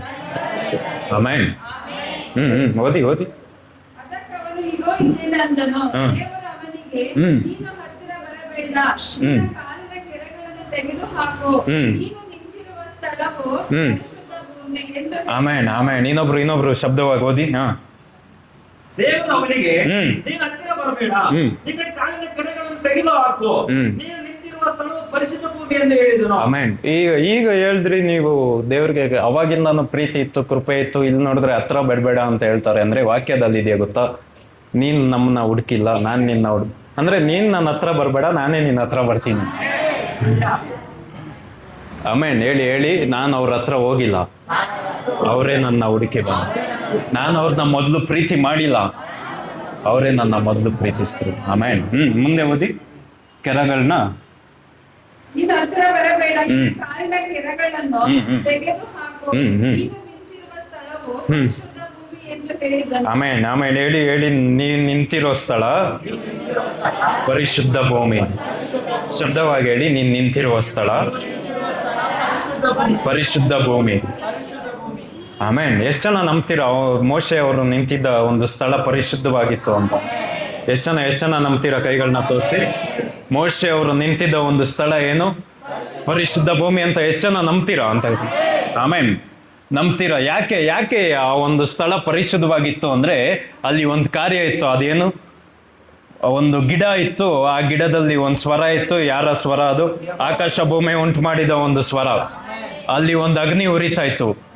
ಈ ಒಂದು ಅಗ್ನಿಯ ನಿಮಿತ್ತವಾಗಿ, ಆ ಒಂದು ಸ್ವರದ ನಿಮಿತ್ತವಾಗಿ ಆ ಪೂರ್ತಿ ಒಂದು ಪರ್ವತನೇ ಏನಾಯ್ತಂತೆ? ಪರಿಶುದ್ಧವಾಯಿತು. ಆಮೇಲೆ ಹೊಸ ಒಡಂಬಡಿಕೆಯಲ್ಲಿ ಪರಿಶುದ್ಧವಾದ ಯಾವುದು ಸ್ಥಳಗಳಿಲ್ಲ. ಹೇಳಿ, ಹೊಸ ಒಡಂಬಡಿಕೆಯಲ್ಲಿ ಪರಿಶುದ್ಧ ಸ್ಥಳ ಇಲ್ಲ, ಪರಿಶುದ್ಧ ಜನರಿದ್ದಾರೆ. ಅಲ್ಲಿ ಅದು ಪರಿಶುದ್ಧ ಆಗಕ್ಕೆ ಕಾರಣ ಏನು ಅಂದ್ರೆ, ಅಲ್ಲಿ ಬೆಂಕಿ ಉರಿತಾ ಇತ್ತು. ಅಪೊಸ್ತಲರ ಕೃತ್ಯಗಳಲ್ಲಿ ಆ ಬೆಂಕಿ ಎಲ್ಲಿ ಉರಿತು? ಆ ಬೆಂಕಿ ಎಲ್ಲಿ ಉರಿತಿತ್ತು? ನೀವ್ಯಾರು ಕೇಳಿಸ್ಕೊಂತ ಇಲ್ಲ. ಇಲ್ಲಿ ಬೆಂಕಿ ಒಂದು ಗಿಡದಲ್ಲಿ ಉರಿತಾ ಇತ್ತು, ಆಯ್ತಾ? ಅಪೊಸ್ತಲರ ಕೃತ್ಯಗಳಲ್ಲಿ ಆ ಬೆಂಕಿ ಎಲ್ಲಿ ಉರಿತಾ ಇತ್ತು? ಅಪೊಸ್ತಲರ ಮೇಲೆ ಉರಿತಾ ಇತ್ತು. ಅಂದ್ರೆ ಅಂದ್ರೆ ಅಂದ್ರೆ ಅಂದ್ರೆ ಈ ಪೊದೆಯಲ್ಲಿ ಉರಿತಾ ಇದ್ದಿದ್ದ ಬೆಂಕಿ ಸೇಮ್ ಅದೇ ಬೆಂಕಿ ಎಲ್ಲಿ ಹೋಯ್ತು? ಈಗ ಪರಿಶುದ್ಧ ಸ್ಥಳದಲ್ಲಿ ಇದ್ದಿದ್ದು ಆ ಒಂದು ಪರಿಶುದ್ಧತೆ ತೆಗೆಯಲ್ಪಟ್ಟು ಯಾರೊಳಗಡೆ ಹೋಯ್ತು? ಎಷ್ಟು ಜನ ಹೇಳ್ತೀರಾ ನನ್ನಲ್ಲಿ ದೇವರ ಒಂದು ಅಗ್ನಿ ಇದೆ ಅಂತ? ಆಮೇಲೆ ನಾನ್ ಪರಿಶುದ್ಧ ಹೇಳಿ ನಾನು ಪರಿಶುದ್ಧ. ನಾನು ಪರಿಶುದ್ಧವಾಗಿರೋದ್ರಿಂದ ನಾನು ಹೋಗುವ ಸ್ಥಳಗಳೆಲ್ಲ ಪರಿಶುದ್ಧ. ಸ್ಥಳಗಳಿಂದ ನಾನು ಪರಿಶುದ್ಧ ಆಗೋದಿಲ್ಲ, ನನ್ನಿಂದ ಸ್ಥಳಗಳು ಪರಿಶುದ್ಧ ಆಗೋದು. ಅರ್ಥ ಆಗ್ತಾ ಇದೆ? ಇಲ್ಲಿ ಮೋಶೆ ಆಗಿದ್ದು ಪರಿಶುದ್ಧ ಹೇಗೆ? ಸ್ಥಳದಿಂದ ಮೋಶೆ ಪರಿಶುದ್ಧ ಆದ. ಆದ್ರೆ ನಾವು ಉಲ್ಟಾ, ನಮ್ಮಿಂದ ಈ ಸ್ಥಳ ಪರಿಶುದ್ಧವಾಗ ನಾವು ಚೂಸ್ ಮಾಡ್ಬೋದು. ಅರ್ಥ ಆಗ್ತಾ ಇದೆಯಾ? ನಾವು ಚೂಸ್ ಮಾಡ್ಬೋದು. ಹೇಳಿ, ನಾನು ಚೂಸ್ ಮಾಡ್ಬೋದು ಯಾವ ಸ್ಥಳ, ಯಾವ ಮನೆ. ನೀವೆಲ್ಲ ಮನೆ ಖಾಲಿ ಮಾಡುವಾಗ ಪ್ರಾರ್ಥನೆ ಮಾಡ್ಬೇಕಾಗಿಲ್ಲ, ನೀವು ಚೂಸ್ ಮಾಡಿ ಹೋಗಿ, ಅದು ಶುದ್ಧ ಆಗುತ್ತೆ. ಅರ್ಥ ಆಗ್ತಾ ಇದೆಯಾ? ಮುಂದೆ ಓದಿ. ಅದಲ್ಲದೆ ಆತನು ನಾನು ನಿನ್ನ ತಂದೆಯ ದೇವರು, ಅಬ್ರಹಾಮನ ದೇವರು, ಈಸಾಕನ ದೇವರು, ಯಾಕೋಬನ ದೇವರು ಅಂದಾಗ ಮೋಶೆ ದೇವರನ್ನು ನೋಡೋದಕ್ಕೆ ಭಯಪಟ್ಟು ಮುಖವನ್ನು ಮುಚ್ಚಿಕೊಂಡನು. ಆಮೆನ್. ಓದಿ. ಆಗ ಯೆಹೋವನು ಐಗುಪ್ತ ದೇಶದಲ್ಲಿರುವ ನನ್ನ ಜನರು ದುರ್ವಸ್ಥೆ ನೋಡಿದ್ದೇನೆ, ಬಿಟ್ಟಿ ಮಾಡಿಸುವ ವಿಷಯದಲ್ಲಿ ಅವರ ವಿಟ್ಟ ಮೊರೆ ನನಗೆ ಕೇಳಿಸಿತು. ಅವರ ದುಃಖವನ್ನೆಲ್ಲ ನಾನು ಬಲ್ಲೆನು. ಆದ ಕಾರಣ ಅವರನ್ನು ಐಗುಪ್ತರ ಕೈಗಳಿಂದ ತಪ್ಪಿಸುವುದಕ್ಕೆ ಆ ದೇಶದಿಂದ ಬಿಡಿಸಿ ಹಾಲು ಜನ ಹರಿಯುವ ವಿಸ್ತಾರವಾದ ಒಳ್ಳೆಯ ದೇಶಕ್ಕೆ, ಅಂದ್ರೆ ಕಾನ್ಯರು, ಹಿತ್ತಿಯರು, ಅಮೋರಿಯರು, ಪೆರಿಜಿಯರು, ಹಿವಿಯರು, ಎಬೂಸಿಯರು ವಾಸವಾಗಿರುವ ದೇಶಕ್ಕೆ ನಡೆಸಿಕೊಂಡು ಹೋಗುವುದಕ್ಕೆ ಇಳಿದು ಬಂದಿದ್ದೇನೆ. ಏನ್ ಮಾಡಿದ್ರಂತೆ? ಇಳಿದು ಬಂದ. ಈಗ ಹೇಳಿ, ಇವ್ರಿಗೆ ಕೋಪದಿಂದ ಇಳಿದು ಬಂದಿದ್ದಾರ? ಪ್ರೀತಿಯಿಂದ. ಮುಂದೆ ಓದಿ. ಈಗ ಕೇಳು, ಇಸ್ರಾಯೇಲರ ಕೂಗು ನನಗೆ ಮುಟ್ಟಿತ್ತು. ಇಲ್ಲಿವರೆಗೂ ಹೆಂಗ್ ಗೊತ್ತಾ? ಇದು ವಾಗ್ದಾನಗಳನ್ನ ಕೇಳುವಾಗ ಮೋಶೆ ಅವ್ರು ಹೆಂಗಿದ್ರು ಹಂಗಿರ್ತಾರೆ. ನಾವು ವಾಗ್ದಾನಗಳು ಕೇಳುವಾಗ ಚಪ್ಪಾಳೆ ಹೊಡಿತೀವಿ, ಅದ್ ಮಾಡ್ತೀವಿ, ಇದ್ ಮಾಡ್ತೀವಿ. ಹಂಗೆ ಒಂದು ಜೋಶು ಈಗ ಮೋಶೆಗೆ. ಅರ್ಥ ಆಗ್ತಾ ಇದೆಯಾ? ಮೋಶೆಗೆ ಒಂದು ಜೋಶು, ಅವನಿಗೊಂದು ಖುಷಿ. ಏನಂದ್ರೆ ಗುಲಾಮ್ತನದಿಂದ ಬಿಡಿಸ್ತೀನಿ, ಅದು ಜೇನು ಹರಿಯುವ ದೇಶಕ್ಕೆ ಕರ್ಕೊಂಡು ಹೋಗ್ತೀನಿ ಅಂದ್ರೆ ಇವನ್ ಖುಷಿ. ಈಗ ಮುಂದೆ ಈಗ ಯಾರಿಗೆ ಬರ್ತಾರೆ? ಇವನ್ ಬುಡಕ್ಕೆ ಬರ್ತಾರೆ. ಅರ್ಥ ಆಗ್ತಾ ಇದೆಯಾ? ನಾವ್ ಹಂಗೆ ಪಕ್ಕದಲ್ಲಿ ಹೇಳಿ, ನಾವು ಹಂಗೆ. ಇನ್ನೊಬ್ರು ಕೇಳಿ, ನಾವ್ ಹಂಗೆ. ಎಲ್ಲಿವರೆಗೂ ನೀವು ಇದನ್ನ ಮಾಡಿದ್ರೋ ಇಲ್ವೋ? ಜ್ಞಾನೋಕ್ತಿಗಳು ಓದುವಾಗ ಅಲ್ಲಿ ನೆಗೆಟಿವ್ ಸ್ಟೇಜ್ ಇರ್ತಾರಲ್ವಾ? ಅಜ್ಞಾನಿ ಎಲ್ಲ ಬೇರೆಯವ್ರು ಅನ್ಕೋತಾ ಇದ್ದೆ, ನಾನು ಜ್ಞಾನಿ ಎಲ್ಲ ನಾನು ಅನ್ಕೋತಾ ಇದ್ದೆ. ಅರ್ಥ ಆಗ್ತಾ ಇದೆಯಾ? ಹಂಗೆ ಇಲ್ಲಿ ಮೋಶೆ ಅವರು ನಿನ್ನ ಬಿಡಿಸ್ತೀನಿ ಅದು ಇದು ಅನ್ನೋ ಖುಷಿ ಇರ್ತಾರೆ. ಹೇಳಿ, ಖುಷಿಯಿಂದ ಇರ್ತಾರೆ.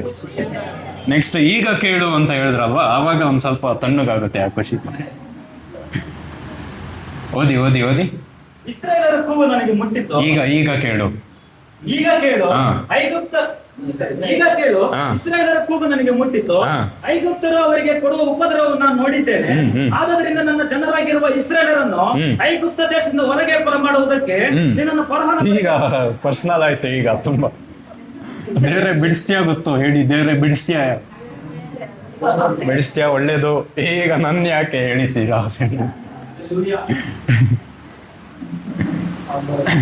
ಆಮೇಲೆ ಪಕ್ಕದಲ್ಲಿ ಹೇಳಿ, ದೇವ್ರು ಏನೇ ಮಾಡ್ಬೇಕಂದ್ರು ನೀನ್ ಬೇಕು ಅವ್ರಿಗೆ. ಇನ್ನೊಬ್ರಿಗೆ ಹೇಳಿ, ದೇವ್ರು ಏನೇ ಮಾಡ್ಬೇಕಂದ್ರು ಭೂಮಿ ಮೇಲೆ ನೀನ್ ಬೇಕೇ ಬೇಕು ಅವ್ರಿಗೆ. ಆಮೇಲೆ ಹೇಳಿ, ನಾವು ಯುದ್ಧದ ಆಯುಧಗಳು ಅವರ ಕೈಯಲ್ಲಿ, ಬಲಿಷ್ಠನ ಕೈಯಲ್ಲಿರುವ ಅಂಬುಗಳ ತರ ನಾವು ಅಂತ ಹೇಳಿ ಶಬ್ದವಾಗಿ ನೀವು ಹೇಳುವಾಗ ಅದು ಅರ್ಥಭರಿತವಾಗಿರ್ಬೇಕು. ಬಲಿಷ್ಠನ ಕೈಯಲ್ಲಿರುವ ಆಯುಧಗಳ ತರ ನಾವು ಅಂತ ಹೇಳಿ, ಯುದ್ಧದ ಆಯುಧಗಳು ನಾವು. ಯಾಕೆ ದೇವ್ರು ನಿಮ್ನ ಎಳಿತಾರೆ ಅಂದ್ರೆ ನೀವು ಬೇಕು, ನೀವು ಆಯುಧಗಳು. ಓದಿ. ನಿನ್ನನ್ನು ಫರೋಹನ ಬಳಿಗೆ ಕಳಿಸ್ತೇನೆ ಬಾ ಅಂದನು. ಮೋಶೆ ದೇವರಿಗೆ ಫರೋಹನ ಸನ್ನಿಧಾನಕ್ಕೆ ಹೋಗುವುದಕ್ಕೂ ಇಸ್ರಾಯೇಲನ್ನು ಐಗುಪ್ತ ದೇಶದಿಂದ ಕರೆದುಕೊಂಡು ಬರುವುದಕ್ಕೂ ನಾನು ಎಷ್ಟರ ಎಂದು ಹೇಳಿದೆ. ಈಗ ಇವ್ರು ಹೇಳ್ತವ್ರೆ, ನಾನು ಇದಕ್ಕೆ ಯೋಗ್ಯತೆ ನನ್ಗಿದ್ಯಾ? ನಿಜವಾದ ಒಂದು ಯೋಗ್ಯತೆ ನನ್ಗಿದ್ಯಾ? ಓದಿ. ಅದಕ್ಕೆ ದೇವರು, ನಾನೇ ನಿನ್ನ ಸಂಗಡ ಇರುವೆನು ಮತ್ತು ನನ್ನ ಜನರನ್ನು ಐಗುಪ್ತ ದೇಶದಿಂದ ಹೊರಗೆ ತಂದಾಗ ನೀವು ಈ ಬೆಟ್ಟದಲ್ಲೇ ದೇವರನ್ನು ಆರಾಧಿಸುವಿರಿ. ನಿನ್ನನ್ನು ಕಳಿಸಿದವನು ನಾನೇ ಎಂಬುದಕ್ಕೆ ಇದೇ ನಿನಗೆ ಗುರುತಾಗಿರುವುದು. ಇನ್ನೊಬ್ರು ಓದಿ. ಮೋಶೆ ದೇವರಿಗೆ ಫರೋಹನ ಸನ್ನಿಧಾನಕ್ಕೆ ಹೋಗುವುದಕ್ಕೂ ಇಸ್ರಾಯೇಲ್ ಐಗುಪ್ತ ದೇಶದಿಂದ ಕರೆದುಕೊಂಡು ಬರುವುದಕ್ಕೂ ನಾನು ಎಷ್ಟರವನು ಎಂದು ಹೇಳಿದನು. ಅದಕ್ಕೆ ದೇವರು, ನಾನೇ ನಿನ್ನ ಸಂಗಡ ಇರುವೆನೋ, ಮತ್ತು ನೀನು ನನ್ನ ಜನರನ್ನು ಐಗುಪ್ತ ದೇಶದಿಂದ ಹೊರಗೆ ತಂದಾಗ ನೀವು ಈ ಬೆಟ್ಟದಲ್ಲಿ ದೇವರನ್ನು ಆರಾಧಿಸುವಿರಿ. ನಿನ್ನನ್ನು ಕಳಿಸಿದವರು ನಾನೇ ಎಂಬುದಕ್ಕೆ ಇದೇ ನಿನಗೆ ಗುರುತಾಗಿರುವುದು ಅಂದನು. ಆಮೇಲೆ ಈಗ ಚೆನ್ನಾಗಿ ಕೇಳಿ. ಮೋಶೆ ಒಂದು ಕೇಳ್ತಾರೆ, ದೇವ್ರು ಬಿಡಿಸ್ತೀನಿ ಅದು ಇದು ಎಲ್ಲ ಹೇಳ್ತಾರೆ. ನೆಕ್ಸ್ಟ್ ದೇವರು ಇನ್ನ ಪರ್ಸನಲ್ ಆಗ್ತಾರೆ, ನಿನ್ನ ಉಪಯೋಗ ಮಾಡ್ತೀನಿ ಹೇಳಿ, ನಿನ್ನ ಉಪಯೋಗ ಮಾಡ್ತೀನಿ. ಜೋರಾಗಿ ಹೇಳ್ಬೇಕು. ಈಗ ನೆಕ್ಸ್ಟ್ ಕ್ವಶನ್ ಮೋಶೆ ಅವ್ರಿಗೆ ಬಂತು. ಏನು ಕ್ವಶನ್ ಅದು ಅಂದ್ರೆ, ಇದಕ್ಕೆ ನಾನು ಎಷ್ಟರವರೆಗೂ ಅಂದ್ರೆ ಇದಕ್ಕೆ ನಾನು ಯೋಗ್ಯನಾ, ನಾನು ಇದಕ್ಕೆ ನಾನು ಅರ್ಹನಾ, ನಾನು ಇದಕ್ಕೆ ಯೋಗ್ಯತೆ ನನಗಿದ್ಯಾ? ದೇವರೆಲ್ಲ ವಾಗ್ದಾನಗಳನ್ನ ನಮಗೆ ಮಾಡುವಾಗ ನಮಗೂ ಇದೊಂದು ಕ್ವಶನ್ ಬರುತ್ತೆ, ನನ್ನ ಕುಟುಂಬ ಇದಕ್ಕೆ ಯೋಗ್ಯತೆ ಇದೆಯಾ? ಈ ವಾಗ್ದಾನವನ್ನ ನಾನು ಹೊಂದ್ಕೊಳ್ಳೋಕ್ಕೆ ನನಗೆ ಈ ಯೋಗ್ಯತೆ ಇದೆಯಾ? ಅರ್ಥ ಆಗ್ತಾ ಇದೆಯಾ ನಾನು ಹೇಳ್ತಾ ಇರೋದು? ದೇವರ ಒಂದು ಒಳ್ಳೆತನನ ಅನುಭವ ಮಾಡೋದಕ್ಕೆ ಆ ಯೋಗ್ಯತೆ ನನಗಿದೆಯಾ? ದೇವ್ರ ಸೇವೆ ಮಾಡೋದಕ್ಕೆ ಆ ಯೋಗ್ಯತೆ ನನಗಿದೆಯಾ? ದೇವರ ಒಂದು ಕೆಲಸ ಭೂಮಿ ಮೇಲೆ ಮಾಡೋದಕ್ಕೆ ಆ ಯೋಗ್ಯತೆ ನನಗಿದೆಯಾ? ಇದನ್ನ ಕೇಳ್ತಾ ಇರೋದು ಯಾರು? ಇಲ್ಲಿ ಕೇಳ್ತಾ ಇರೋದು ಯಾರು? ಮೋಶೆ. ಅದು ಕೇಳ್ತಾ ಇದ್ದಾರೆ ಅಂದ್ರೆ ಅದು ಸಾಧಾರಣವಾಗಿ ಕೇಳಕ್ ಆಗೋದಿಲ್ಲ. ಇದಕ್ಕೆ ಒಂದು ಹಿಸ್ಟ್ರಿ ಇದೆ ಇವ್ರಿಗೆ. ಈ ಒಂದು ಬೆಟ್ಟಕ್ಕೆ ಬರೋಕ್ಕಿಂತ ಮುಂಚೆ ಒಂದು ಹಳೆಯ ಒಂದು ಜೀವಿತ ಇದೆ ಇವ್ರಿಗೆ. ಅರ್ಥ ಆಗ್ತಾ ಇದೆಯಾ ನಾನು ಹೇಳ್ತಾ ಇರೋದು? ಆ ಹಳೆ ಜೀವಿತದಲ್ಲಿ ಇವ್ರು ಏನೆಲ್ಲ ಮಾಡಿದ್ರು ಅಂದ್ರೆ, ರಾಜನ ಒಂದು ಮಗುವಾಗಿ ಬೆಳೆಸಿರೋದ್ರಿಂದ ಇವರು ಇಸ್ರೇಲ್ ಜನರಿಗೆ ಕಷ್ಟದಲ್ಲಿ ಏನ್ ಮಾಡ್ಬೇಕು, ಸಹಾಯ ಮಾಡೋರಾಗಿರ್ಬೇಕಿತ್ತು. ಆದ್ರೆ ಅವ್ರಿಗಿರೋ ಕಷ್ಟದಲ್ಲಿ ಇವ್ರು ಇನ್ನ ಕಷ್ಟ ಆಗ್ತಾ ಇದ್ರು. ಅರ್ಥ ಆಗ್ತಾ ಇದೆಯಾ ನಾನು ಹೇಳ್ತಾ ಇರೋದು? ಮೋಶೆಗೆ ಯೋಗ್ಯತೆ ಇದೆಯಾ? ಅವನ ಆ ಒಂದು ಕ್ವಶನ್ ಯಾಕೆ ಬಂತು, ಆ ಒಂದು ಪ್ರಶ್ನೆ ಯಾಕೆ ಮೋಶೆ ಅವ್ರಿಗೆ ಬಂತು ಅಂದ್ರೆ, ಇವನ್ಗೆ ಒಂದು ಹಿಂದೆಯ ಒಂದು ಜೀವಿತ ಇತ್ತು. ಹೇಳಿ, ಹಿಂದೆಯ ಒಂದು ಜೀವಿತ ಇತ್ತು. ಶಬ್ದವಾಗಿ ಹೇಳಿ, ಹಿಂದೆಯ ಒಂದು ಜೀವಿತ. ಇವನ ಒಂದು ಪಾಸ್ಟ್ ಲೈಫ್ ಇತ್ತು. ಅದಲ್ಲಿ ಒಂದು ಮರ್ಡರ್ ಮಾಡಿದಾನೆ. ಅಷ್ಟೇ ಅಲ್ಲ, ಇವನ ಉದ್ದೇಶ ಎಲ್ಲಿರ್ಬೇಕು, ಇವನ ಕರುವಿಕೆ ಎಲ್ಲಿರ್ಬೇಕು ಅಂದ್ರೆ, ಇವನ್ ಕಾಲಿಂಗ್ ಬಂದು ಎಲ್ಲಿ ಅದು ಆಪರೇಟ್ ಆಗುತ್ತೆ ಅಂದ್ರೆ ಇಸ್ರೇಲ್ ಜನಗಳ ಮಧ್ಯೆ ಇರ್ಬೇಕು. ಇವನು ಕೊಲೆ ಮಾಡಿದ ಒಂದು ಕಾರಣದಿಂದ ಇವನ ಕರೆಯನ್ನ ಬಿಟ್ಟು, ಇವನ ಒಂದು ಉದ್ದೇಶವನ್ನು ಬಿಟ್ಟು, ಎಲ್ಲವನ್ನು ಬಿಟ್ಟು ದೂರದ ಒಂದು ದೇಶಕ್ಕೆ ಹೋದ. ಫಸ್ಟ್ ತಪ್ಪೇನು? ಕೊಲೆ ಮಾಡಿದ್ದು. ಅರ್ಥ ಆಗ್ತಾ ಇದೆಯಾ? ಫಸ್ಟ್ ತಪ್ಪೇನು? ನೀವ್ ಮಾಡಿದ್ರ? ಜೋರಾಗಿ ಹೇಳಿ ಮತ್ತೆ. ಕೊಲೆ ಮಾಡಿದ್ದು. ಸೆಕೆಂಡು, ಇವನ ಒಂದು ಕರುವಿಕೆ, ಇವನ ಒಂದು ಉದ್ದೇಶವನ್ನು ಮರ್ತೋದ, ಎಲ್ಲೋ ದೂರ ಹೋದ. ಇಸ್ರೇಲ್ ಜನಕ್ಕೆ ನಾಳೆ ಆಗ್ಬೇಕಿತ್ತು ಬಿಡುಗಡೆ, ನಾಳೆ ಆಗ್ಬೇಕಾಯ್ತು. ಈ ವ್ಯಕ್ತಿ ತಡೆ ಮಾಡಿದ್ರಿಂದ, ಈ ವ್ಯಕ್ತಿ ಅಸಡ್ಡೆ ಆಗಿರೋದ್ರಿಂದ, ಇವನು ಇಗ್ನೋರೆಂಟ್ ಆಗಿರೋದ್ರಿಂದ ಆ ಒಂದು ಬಿಡುಗಡೆ ಏನಾಯ್ತು? ಡಿಲೇ ಆಯ್ತು. ಹೇಳಿ, ಡಿಲೇ. ಇವ್ರ ಕುಟುಂಬ ಎಲ್ಲ ಮತ್ತೆ ಇಸ್ರೇಲ್ ಜನ ಅಂದ್ರೆ ಇವ್ರ ಕುಟುಂಬನೇ.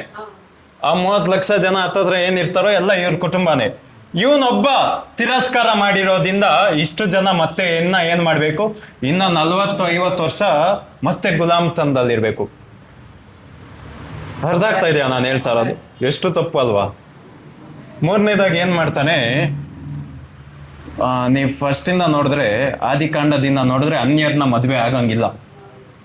ಇಸ್ರಾಯೇಲ್ ಜನ ಅನ್ಯರ್ನ ಮದ್ವೆ ಆಗಂಗಿಲ್ಲ. ಹೇಳಿ, ಅನ್ಯರ್ನ ಮದ್ವೆ ಆಗಿ ಇವ್ರು ಏನ್ ಮಾಡ್ತಾರೆ? ಹೋಗಿ ಅನ್ಯ ದೇಶದಲ್ಲಿ ಒಂದು ಹುಡುಗಿನ ನೋಡಿ ಅವ್ರನ್ನ ಮದ್ವೆ ಆಗ್ತಾರೆ. ಎಷ್ಟು ತಪ್ಪ ಮೇಲೆ ತಪ್ಪು ಆಗ್ತಾನೆ ಇದೆ. ಈಗ ಜನಗಳನ್ನ ಬಿಡಿಸ್ಬೇಕಾಗಿರೋ ಒಬ್ಬ ವ್ಯಕ್ತಿ ಏನ್ ಮಾಡ್ತಾ ಇದ್ದಾನೆ?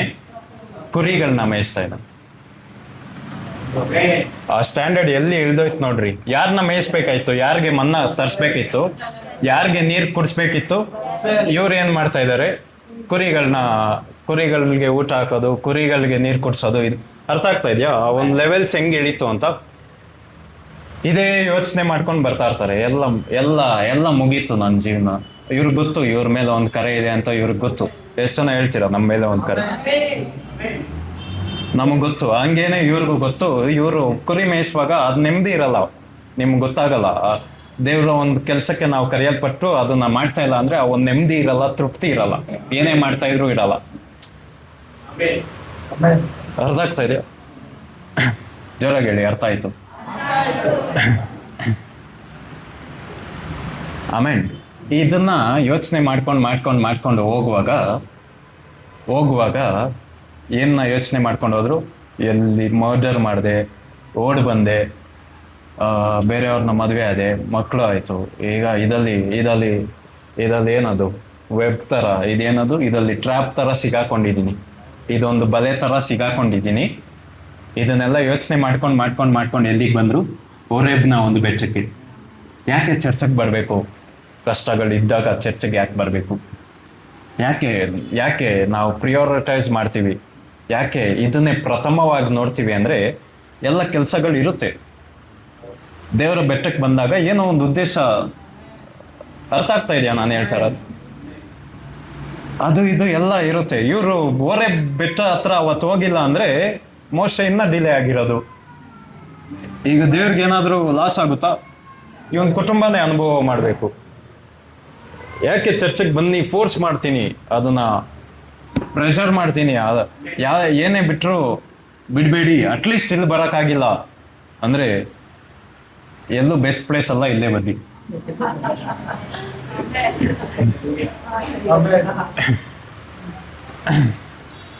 ಆಮೇಲೆ ಅರ್ಥ ಆಗ್ತಾ ಇದೆಯಾ ನಾನು ಹೇಳ್ತೀನಿ? ಇಲ್ಲಿ ಓರೇಬ್ನ ಒಂದು ಬೆಟ್ಟಕ್ಕೆ ಹೋಗಿ ದೇವ್ರು ಏನು ಮಾಡಿದ್ರು, ಮಾತಾಡಿದ್ರು. ಇವತ್ತು ಈ ಒಂದು ಬೆಟ್ಟಕ್ಕೆ ಬಂದು ಎಷ್ಟು ಜನ ಜೊತೆ ದೇವ್ರು ಮಾತಾಡ್ತಾ ಇದ್ದಾರೆ? ಆಮೇಲೆ ಮಾತಾಡ್ತಾ ಇದ್ದಾರಾ? ಪಕ್ಕದಲ್ಲಿ ಕೇಳಿ, ನಿನ್ನ ಜೊತೆ ದೇವ್ರು ಮಾತಾಡ್ತಾ ಇದ್ದಾರ? ಮಾತಾಡ್ತಾ ಇದ್ದಾರೆ? ಕೇಳಿ, ಇನ್ನೊಬ್ರು ಕೇಳಿ. ಎಷ್ಟು ಜನ ಹೇಳ್ತೀರಾ ದೇವ್ರು ನನ್ನ ಜೊತೆ ಮಾತಾಡ್ತಾ ಇದ್ದಾರೆ? ಎಷ್ಟು ಜನ ಹೇಳ್ತೀರಾ? ಆಮೇಲೆ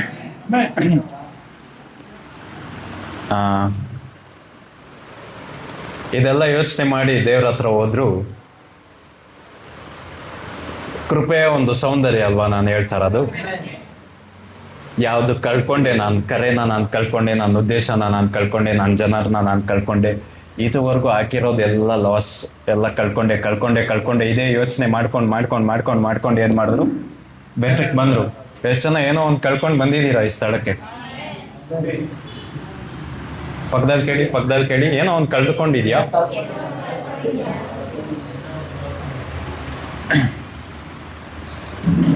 ಕಳ್ದೋಗಿರೋ ಒಂದು ಸಭೆ, ಕಳ್ಕೊಂಡಿರೋ ಒಂದು ಸಭೆ, ಎಲ್ಲ ಕಳ್ಕೊಂಡು ಒಂದು ಸ್ಥಳಕ್ಕೆ ಬಂದಿದ್ದೀವಿ. ಆದರೆ ದೇವ್ರ ಆತ್ಮ ಇವತ್ತು ಮಾತಾಡ್ತಾ ಇರೋದೇನಂದ್ರೆ, ನಾನು ಮತ್ತೆ ರೀಡಿಸೈನ್ ಮಾಡ್ತೀನಿ. ಮೋಶೆ ಜೀವಿತಕ್ಕೆ ಅಷ್ಟೇ ಬಿಟ್ಟಿಲ್ಲ. ಮೋಶೆ ತಪ್ಪು ಮಾಡ್ದ, ಅವನ್ನ ಅಲ್ಲೇ ಬಿಟ್ಟಿಲ್ಲ. ಕೃಪೆಯ ಸೌಂದರ್ಯ ಏನಂದ್ರೆ, ಕೃಪೆ ಒಬ್ಬ ವ್ಯಕ್ತಿನ ಉಪಯೋಗ ಮಾಡಬೇಕು ಅಂತ ಅದು ಡಿಸೈಡ್ ಮಾಡಿದಾಗ, ಈ ಕೃಪೆಯ ಸಂಪೂರ್ಣನಾಗಿರುವ ದೇವರು, ಈ ಕೃಪೆಯ ಆಕಾರವಾಗಿರೋ ದೇವರು ಒಬ್ಬ ವ್ಯಕ್ತಿನ ಉಪಯೋಗ ಮಾಡ್ಬೇಕಂತ ಡಿಸೈಡ್ ಮಾಡಿದಾಗ, ಇಲ್ಲ ಒಬ್ಬ ವ್ಯಕ್ತಿನ ಆಶೀರ್ವಾದ ಮಾಡ್ಬೇಕಂತ ಡಿಸೈಡ್ ಮಾಡಿದಾಗ, ಒಬ್ಬ ವ್ಯಕ್ತಿ ಒಂದು ಪರಿಸ್ಥಿತಿಗಳನ್ನ ನಾನು ಬದಲಾವಣೆ ಮಾಡಬೇಕು ಅಂತ ಡಿಸೈಡ್ ಮಾಡಿದಾಗ, ಈ ಕೃಪೆ ಏನ್ ಮಾಡುತ್ತೆ? ದೇವರ ಒಂದು ಕಣ್ಣತ್ರ ಹೋಗಿ ನಮ್ಮ ಪಾಸ್ಟ್ನ ನೋಡ್ಬೋದು. ಅವರು ಕಣ್ಣಿಂಗ್ ಮುಚ್ಚುತ್ತೆ.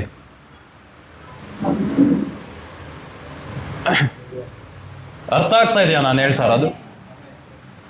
ದೇವರ ಒಂದು ಕಣ್ಣ ನಮ್ಮ ಒಂದು ಪಾಸ್ಟ್ ಕಾಣೋದಿರೋ ರೀತಿಲಿ ಕಣ್ಗಳನ್ನ ಮುಚ್ಚುತ್ತೆ. ಅರ್ಥ ಆಗ್ತಾ ಇಲ್ಲ ನಿಮ್ಗೆ? ಈ ಕೃಪೆ ಏನ್ ಮಾಡುತ್ತೆ ಅಂದ್ರೆ, ಏಸು ಕ್ರಿಸ್ತನ ಯಾರು ನ್ಯಾಯ ತೀರ್ಪನ್ನ ಮಾಡ್ತಾರೆ, ಅದು ಇದು ಹೇಳ್ತಾ ಇರ್ತೀರಲ್ವಾ, ಆ ದೇವ್ರು ನೋಡುವಾಗ ನಮ್ಮ ಜೀವಿತನ, ನಮ್ಮ ಪಾಸ್ಟ್ನ ದೇವ್ರು ನೋಡದೇ ಇರೋ ರೀತಿಯಲ್ಲಿ ಹಿಂಗ್ ಕಣ್ಮುಚ್ಚುತ್ತೆ ಅವ್ರು. ಅರ್ಥ ಆಗಿರೋರು ಯಾರು ಹಿಂಗಿರಲ್ಲ. ಪವಿತ್ರ ಆತ್ಮನ ಯಾವಾಗ್ಲೂ ಗಾಳಿಗೆ ಹೋಲಿಸ್ತಾರೆ. ಶಬ್ದವಾಗಿ ಹೇಳಿ, ಗಾಳಿಗೆ ಹೋಲಿಸ್ತಾರೆ. ಶಬ್ದವಾಗಿ ಹೇಳಿ, ಪಕ್ಕದಲ್ಲಿ ಹೇಳಿ, ಗಾಳಿಗೆ ಹೋಲಿಸ್ತಾರೆ. ಎಷ್ಟು ಜನ ಹೇಳ್ತೀರಾ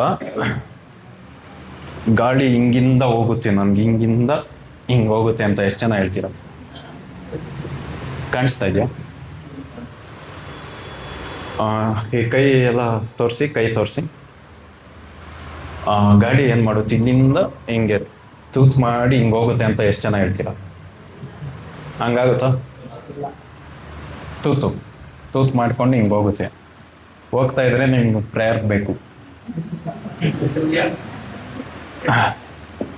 ಎಲ್ಲ 9 ಹೋಲ್ಗಳು ಇರ್ಬೇಕು ಅಂತ ಹೇಳ್ತಾರೆ, ನಿಮ್ಗೊಂದು 2-3 ಎಕ್ಸ್ಟ್ರಾ ಇದೆ. ಹೌದಾ? ಈಗ ಗಾಳಿ ಬೀಸ್ತಾ ಇರುತ್ತೆ ಅಂದ್ಕೊಳ್ಳಿ, ಕಲ್ನ ನೀವಿಡಿ, ಕಲ್ನ ದಪ್ಪದ ಒಂದು ಕಲ್ನ ನೀವಿಡಿ. ಏನ್ ಮಾಡುತ್ತೆ ಗಾಳಿ? ಕಲ್ಲನ್ನ ತೂತ್ ಮಾಡ್ಕೊಂಡು ಕಲ್ಲು ಒಳಗಡೆಯಿಂದ ಹೋಗಿ ಹತ್ ಕಡೆ ಹೋಗುತ್ತಾ? ಏನ್ ಮಾಡುತ್ತೆ? ಸೈಡ್. ಯಾರೆಲ್ಲ ಪವಿತ್ರಾತ್ಮನ ಗಾಳಿ ಅಂತ ನಂಬ್ತೀರಾ? ಎಷ್ಟು ಜನ ನಂಬ್ತೀರಾ? ನಾನು ಹೇಳಿದ್ದು ಅರ್ಥ ಆಗಿರುತ್ತೆ ಒಂದ್ ಸ್ವಲ್ಪ ಜನ. ಈಗ ನಾವು ಕಲ್ ತರ ಕೂತಿದ್ರೆ ಅಂತ ಹಿಂಗ್ ಹೋಯ್ತಾರ ಅಷ್ಟೇ.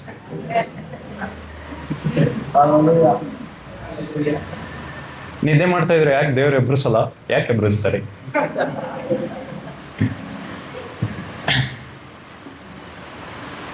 ಒಬ್ಬೊಬ್ರು ಹೇಳ್ತಾರೆ ಗೊತ್ತಾ, ದೇವ್ರೆ ನೀನ್ ನಿಜ ಇದ್ರೆ ಚರ್ಚಿಗೆ ನೀನೇ ಕರ್ಕೋ ಸ್ವಾಮಿ ಅಂತ. ಯಾಕೆ ಕರ್ಕೋತಾರ ಅವರು? ಪಕ್ಕದಲ್ಲಿ ಹೇಳಿ, ಕಲ್ಲಾಗಿರ್ಬೇಡ. ಕಲ್ಲಾಗಿದ್ರೆ ದೇವ್ರಿಗೆ ಏನಾದ್ರು ಲಾಸ, ಹಿಂಗ್ ಹೋಗ್ತಾರ ಅಷ್ಟೇ. ಅದಕ್ಕೆ ಜೇಕೋಬ್ ಹೇಳ್ತಾನೆ, ನನ್ನ ಹಾದು ಹೋಗ್ಬೇಡ ದೇವ್ರೆ ಅಂತ. ಎಷ್ಟ್ ಜನ ಹೇಳ್ತೀರಾ ನನ್ನ ಹಾದು ಹೋಗ್ಬೇಡ? ನೀನ್ ಮಾತಾಡುವಾಗ ನನ್ನ ಹಾದು ಹೋಗ್ಬೇಡ, ನನಗ್ ಮಾತಾಡು, ನನಗ್ ಡೈರೆಕ್ಟ್ ಆಗಿ ನನಗ್ ಮಾತಾಡು. ನಿನ್ ವಾಕ್ಯ ನನ್ನ ಚುಚ್ಲಿ, ನಿನ್ ವಾಕ್ಯ ನನ್ನ ಪುಡಿ ಪುಡಿ ಮಾಡ್ಲಿ, ನಿನ್ ವಾಕ್ಯ ನನ್ನ ಕಟ್ಲಿ, ನಿನ್ ವಾಕ್ಯ ನನ್ನ ಸಂತೈಸ್ಲಿ. ಎಷ್ಟ್ ಜನ ಹೇಳ್ತೀರಾ ಈ ತರ? ಆಮೇಲೆ ಈ ತರ ಇರೋರ್ಗೆ ಏನೋ ಒಂದು ಲಾಭ ಆಗುತ್ತೆ. ಇಲ್ಲೋ ನಾನು ಹಿಂಗೆ ಇರ್ತೀನಿ ಅಂದ್ರೆ ಹಂಗೆ ಇರ್ತೀರಾ. ಪಕ್ಕದಲ್ಲಿ ಹೇಳಿ, ದೇವ್ರ ವಿಷಯವಾಗಿ ಕಲ್ಲಾಗಿದ್ರೆ, ಈಗ ಕಲ್ನ ಏನ್ ಮಾಡ್ತಾರೆ, ಯಾರೋ ಒಬ್ರು ಬಂದ್ ಪಡಾರ ಅಂತ ಹಂಗೆ ಎಲ್ಲರೂ ಒದಿತಾ ಇರ್ತಾರೆ. ಯಾಕೋ ಏಟ್ ಮೇಲೆ ಏಟ್ ಬೀಳ್ತಾ ಐತೆ ಲೈಫಲ್ಲಿ ಅಂದ್ರೆ ಕಲ್ ನೀನು.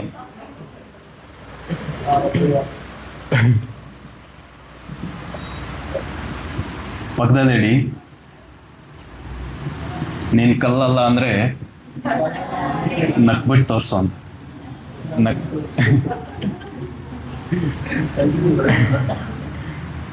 ಹೇಳಿ ಕಲ್ಲಲ್ಲ ಅಂದ್ರೆ ಜೋರಾಗಿ ಒಂದು ಅಲೆಲುಯ್ಯ ಹೇಳಿ. ಇಬ್ರನಾ ಮಾಂಸ ಇರೋರು ಇಲ್ಲಿ? ಜೋರಾಗಿ ಆಮೇನ್. ಓನರ್ ಎದಳ್ತಾರೆ.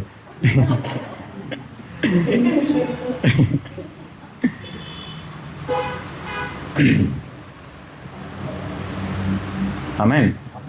ಇನ್ನೊಂದು ವಾಕ್ಯವನ್ನು ನಾವು ಓದೋಣ. ಎಷ್ಟು ಚೆನ್ನಾಗಿ ಅರ್ಥ ಆಗ್ತಾ ಇದೆ ನಾನು ಹೇಳಿ. ರುತ್ 3 ನಾವು ನೋಡಿದ್ರೆ ಓದಕ್ಕೆ ಆಗಲ್ಲ, ನಾನು ಹಂಗೆ. ಆದಿಕಾಂಡದಲ್ಲಿ, ವಿಮೋಚನೆ ಕಾಂಡದಲ್ಲಿ, ಹಳೆ ಒಡಂಬಡಿಕೆಯಲ್ಲಿ ದೇವರಿಗೆ ಕೃಪೆ ಇತ್ತಾ? ಎಷ್ಟು ಜನ ಹೇಳ್ತೀರಾ ದೇವರಿಗೆ ಕೃಪೆ ಇತ್ತು? ಯಾರೆಲ್ಲ ಕಲ್ಗಳಲ್ಲ ಅವರು ಎಷ್ಟು ಜನ ಒಪ್ಕೊಂತೀರಾ? ಆಮೇನ್. ದೇವರಿಗೆ ಕೃಪೆ ಇತ್ತಾ? ಆಮೇನ್. ರುತ್ 3ನೇ ಒಂದು ಅಧ್ಯಾಯ ಪ್ರಾರಂಭವಾಗಿ ನಾವು ನೋಡುವಾಗ ಸ್ಟಾರ್ಟ್ ಹೆಂಗಾಗುತ್ತೆ ಅಂತ ನಾವು ನೋಡಿದ್ರೆ, ಈಗ ಮೋಶೆ ಅವರು ಯಾರೋ ಬೇರೆಯವ್ರ ನಿಮಿತ್ತವಾಗಿ ಅವರ ಒಂದು ಕಾರ್ಯವನ್ನ ಅದು ಇದನ್ನ ಕಳ್ಕೊಂಡ್ರು. ಅವರ ಒಂದು ಪರಿಸ್ಥಿತಿ ಅವ್ರ ಕೈಲಿ ಹಾಳು ಮಾಡ್ಕೊಂಡ್ರು. ರುತ್ನ ನಾವು ನೋಡಿದ್ರೆ, ರುತ್ ಎಷ್ಟು ಜನ ಗೊತ್ತು? ರುತ್ 3ನೇ ಒಂದು ಅಧ್ಯಾಯ ನಾವು ನೋಡಿದ್ರೆ ಅದು ಸ್ಟಾರ್ಟ್ ಆಗುವಾಗಲೇ ತುಂಬಾ ಕಷ್ಟ. ಅದು ಇದು 2ನೇ ಅಧ್ಯಾಯ ಅಲ್ಲಿ ಎಲ್ಲ ನೋಡಿದ್ರೆ, 1ನೇದು ನೀವು ನೋಡಿದ್ರೆ ರೂತ್ ಯಾಕೆ ಈ 3ನೇ ಅಧ್ಯಾಯದಲ್ಲಿ ನಾವು ನೋಡ್ತೀವಿ, ಇವರ ಅತ್ತೆ ಇವಳಿಗೆ ಏನು ಮಾಡಿ ಕಳಿಸಿದ್ರು, ಹೋಗಿ ಧಾನ್ಯಗಳನ್ನ ಶೇಖರಣೆ ಮಾಡಿ ತಗೊಂಡ್ ಬಾ, ಗ್ಯಾದರ್ ಮಾಡಿ ತಗೊಂಡ್ ಬಾ. ಅರ್ಥ ಆಗ್ತಾ ಇದೆಯಾ? ಅಡುಗೆಗೆ ಬೇಕಾಗಿರೋ ಒಂದು ಯಾವುದೋ ಒಂದು ಗ್ರೈನ್ಸ್ನ ಏನು ಮಾಡಿ ಎಲ್ಲ ಏನು ಮಾಡಿ ಆಯ್ಕೊಂಡ್ ಬಾ. ಈಗ ಯಾರು ಹೇಳ್ತಾರೋದು ಆಯ್ಕೊ ಬರಕ್ಕೆ? ಅತ್ತೆ. ಈಗಿನ ಕಾಲಕ್ಕೆ ಅದು ಹೋಲಿಸಿದ್ರೆ ಭಿಕ್ಷೆ ಬೇಡ್ಕೊಂಡು ತಗೋಬಾ. ಇಲ್ಲಿ ಅದೇ ಅವರೆಲ್ಲ ಕುಯ್ಕೊಂಡು ಹೋಗುವಾಗ ಕೆಳಗಡೆ ಬೀಳುತ್ತಲ್ವಾ ಗ್ರೈನು, ಅದನ್ನ ಆಯ್ಕೊಂಡು ಏನ್ ಮಾಡ್ಬಾ, ತಗೋಬಾ ಅಂತ ಹೇಳ್ತಾರದು. ಯಾರು ಹೇಳ್ತಾರದು? ಅತ್ತೆ. ನೀವು ಅದನ್ನ ನೋಡಿದ್ರೆ 7ನೇ ಅಧ್ಯಾಯ 1ನೇ ಅಧ್ಯಾಯ ಎಲ್ಲ ನೋಡಿದ್ರೆ ಆ ಅತ್ತೆನ ಬಿಟ್ಟೋಗೋ ಚಾನ್ಸ್ ಇತ್ತು. ಪಕ್ಕದಲ್ಲಿ ಹೇಳಿ, ಬಿಟ್ಟೋದ್ರೆ ಏನ್ ಸಿಗಲ್ಲ, ಬಿಟ್ಟೋಗಕ್ ಚಾನ್ಸ್ ಸಿಗುತ್ತಾ ಇರುತ್ತೆ. ಬಿಟ್ಟೋದ್ರೆ ಏನ್ ಸಿಗಲ್ಲ. ಎಷ್ಟು ಜನ ಹೇಳ್ತಾ ಇರ್ತಾರೆ ಗೊತ್ತಾ, ದೇವ್ರ ಹತ್ರ ಬಂದಾದ್ಮೇಲೆ ಕಷ್ಟ ಜಾಸ್ತಿ ಆಯ್ತು, ಕಷ್ಟ ಜಾಸ್ತಿ ಆಯ್ತು, ಕಷ್ಟ ಜಾಸ್ತಿ ಆಯ್ತು, ಬ್ಯಾಪ್ಟಿಸಮ್ ತಗೊಂಡಾಗ ಕಷ್ಟ ಜಾಸ್ತಿ ಆಯ್ತು. ಇವರೆಲ್ಲ ಈ ತರ ಪಾಪ ನೀತಿಯ ನಿಮಿತ್ತವಾಗಿ ಅವರು ಕಷ್ಟಗಳನ್ನ ಅನುಭವ ಮಾಡ್ತಾ ಇದ್ದಾರೆ. ರೂತ್ ಏನು ತಪ್ಪು ಮಾಡಿಲ್ಲ. ನೀವು ಬೋವಾಜ್ ಹೊಗಳದ್ ನೋಡಿದ್ರೆ, ನೀನು ಒಳ್ಳೆ ಗುಣಕ್ಕೋಸ್ಕರ ನಾನು ನಿನ್ನ ಬಿಡಿಸ್ತೀನಿ ಅಂತ ಹೇಳ್ತಾನೆ. ಅವಳಿಗೆ ಬಿಟ್ಟೋಗಕ್ಕೆ ಅವ್ರ ಅತ್ತೆ ಹೇಳ್ತಾ ಇರ್ತಾರೆ ಬಿಟ್ಟೋಗು ಬಿಟ್ಟೋಗು ಬಿಟ್ಟೋಗು. ಒಂದು 3 ಸಲ ಹೇಳ್ತಾರೆ. 3 ಸಲ ಆದ್ಮೇಲೆ ಇವರು ಒಂದು ವಾಗ್ದಾನ ಮಾಡ್ಬಿಡ್ತಾರೆ, ಒಂದು ಒಡಂಬಡಿಕೆಯನ್ನು ಮಾಡ್ಬಿಡ್ತಾರೆ. ನಿನ್ ದೇವ್ರೆ ನನ್ನ ದೇವ್ರು, ನಿನ್ ಜನ ನನ್ ಜನ, ನೀನ್ ಎಲ್ಲಿ ಇರ್ತೀಯೋ ಅಲ್ಲೇ ನಾನು ಇರ್ತೀನಿ. ಅರ್ಥ ಆಗ್ತಾ ಇದೆಯೋ? ಸಾವುನ ಬಿಟ್ಟು ನನ್ನ ಯಾರು ಬಿಡ್ಸಕ್ಕಾಗಲ್ಲ, ದೂರ ಮಾಡಕ್ಕಾಗಲ್ಲ ಅಂತ ಹೇಳಿ ಸ್ವಲ್ಪನೇ ದಿನ ಆದ್ಮೇಲೆ ಏನ್ ಮಾಡ್ತಾರೆ, ಈಗ ಪರಿಸ್ಥಿತಿ ಹೆಂಗಿದೆ, ಎತ್ಕೊಂಡ್ಬರ್ಬೇಕು. ವೇಸ್ಟ್ ಆಗಿ ಬಿಡ್ತಾರಲ್ವಾ, ಮಿಸ್ ಆಗಿ ಬೀಳ್ತಲ್ವಾ, ಎಷ್ಟು ಕಷ್ಟ ಇರುತ್ತೆ ನಿಮ್ಗೆ ಗೊತ್ತಾಗ್ತಾ ಇಲ್ಲ. ಕಲ್ಗಳು ನೀವು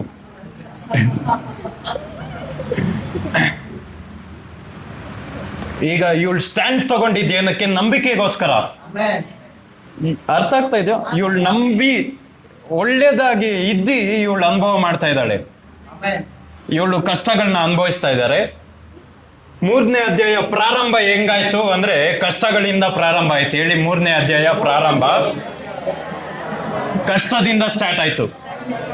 ಜೋರಾಗಿ ಹೇಳಿ, ಇನ್ನೊಬ್ರಿಗೆ ಹೇಳಿ. 3ನೇ ಅಧ್ಯಾಯ ಸ್ಟಾರ್ಟ್ ಹೆಂಗಾಯ್ತು ಅಂದ್ರೆ ಕಷ್ಟದಿಂದ. ಅರ್ಥ ಆಯ್ತಾ? ಕಡೆ ವಚನ ನೀವು ಓದಿದ್ರೆ, ಬೋವಾಸ್ ಮಾಡ್ತಾನೆ ಅಂದ್ರೆ ಅವ್ರ ಅತ್ತೆ ಹೇಳ್ತಾಳೆ, ಬೋವಾಸ್ ಮಾಡ್ತೀನಿ ಅಂತ ವಾಗ್ದಾನ ಮಾಡಿದ್ರೆ ಅವನು ಅದನ್ನ ಮಾಡೋವರೆಗೂ ನೆಮ್ಮದಿಯಿಂದ ಇರಲ್ಲ, ತಲೆ ಕೆಡ್ಸ್ಕೋಬೇಡ ಅಂತ. ಆಮೇಲೆ ಹೇಳಿ, ಮೇನ ನಾನು ಕಷ್ಟದಿಂದ ಪ್ರಾರಂಭ ಮಾಡಿದ್ರು. ಹೇಳಿ, ಮೇ ತಿಂಗಳನ್ನ ನಾನು ಕಷ್ಟದಿಂದ ಪ್ರಾರಂಭ ಮಾಡಿದ್ರು. ಕ್ರಿಸ್ತನ ಒಂದು ಜೀವಿತವನ್ನ ಕಷ್ಟದಿಂದ ಪ್ರಾರಂಭ ಮಾಡಿದ್ರು. ಎಷ್ಟೊಂದು ಜನ ಹೇಳ್ತಾ ಇಲ್ಲ.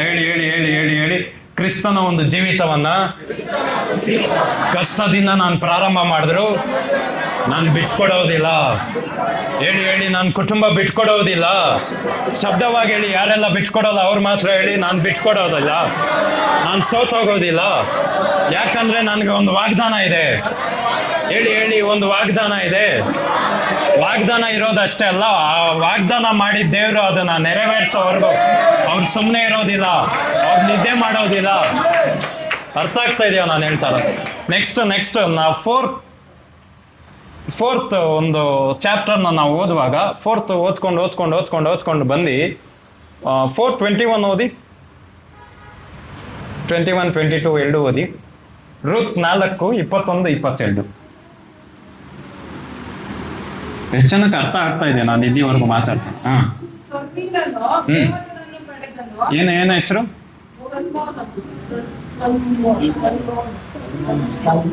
ಸಲ್ಮೋನನು ಬೋವಾಜನನ್ನು ಪಡೆದನು. ಉಪೇಂದ್ರನ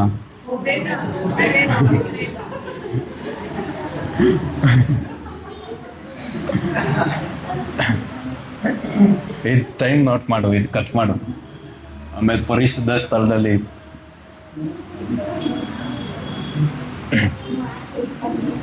ಓದಿ. ಈಸಾಯನನ್ನು ಪಡೆದನು.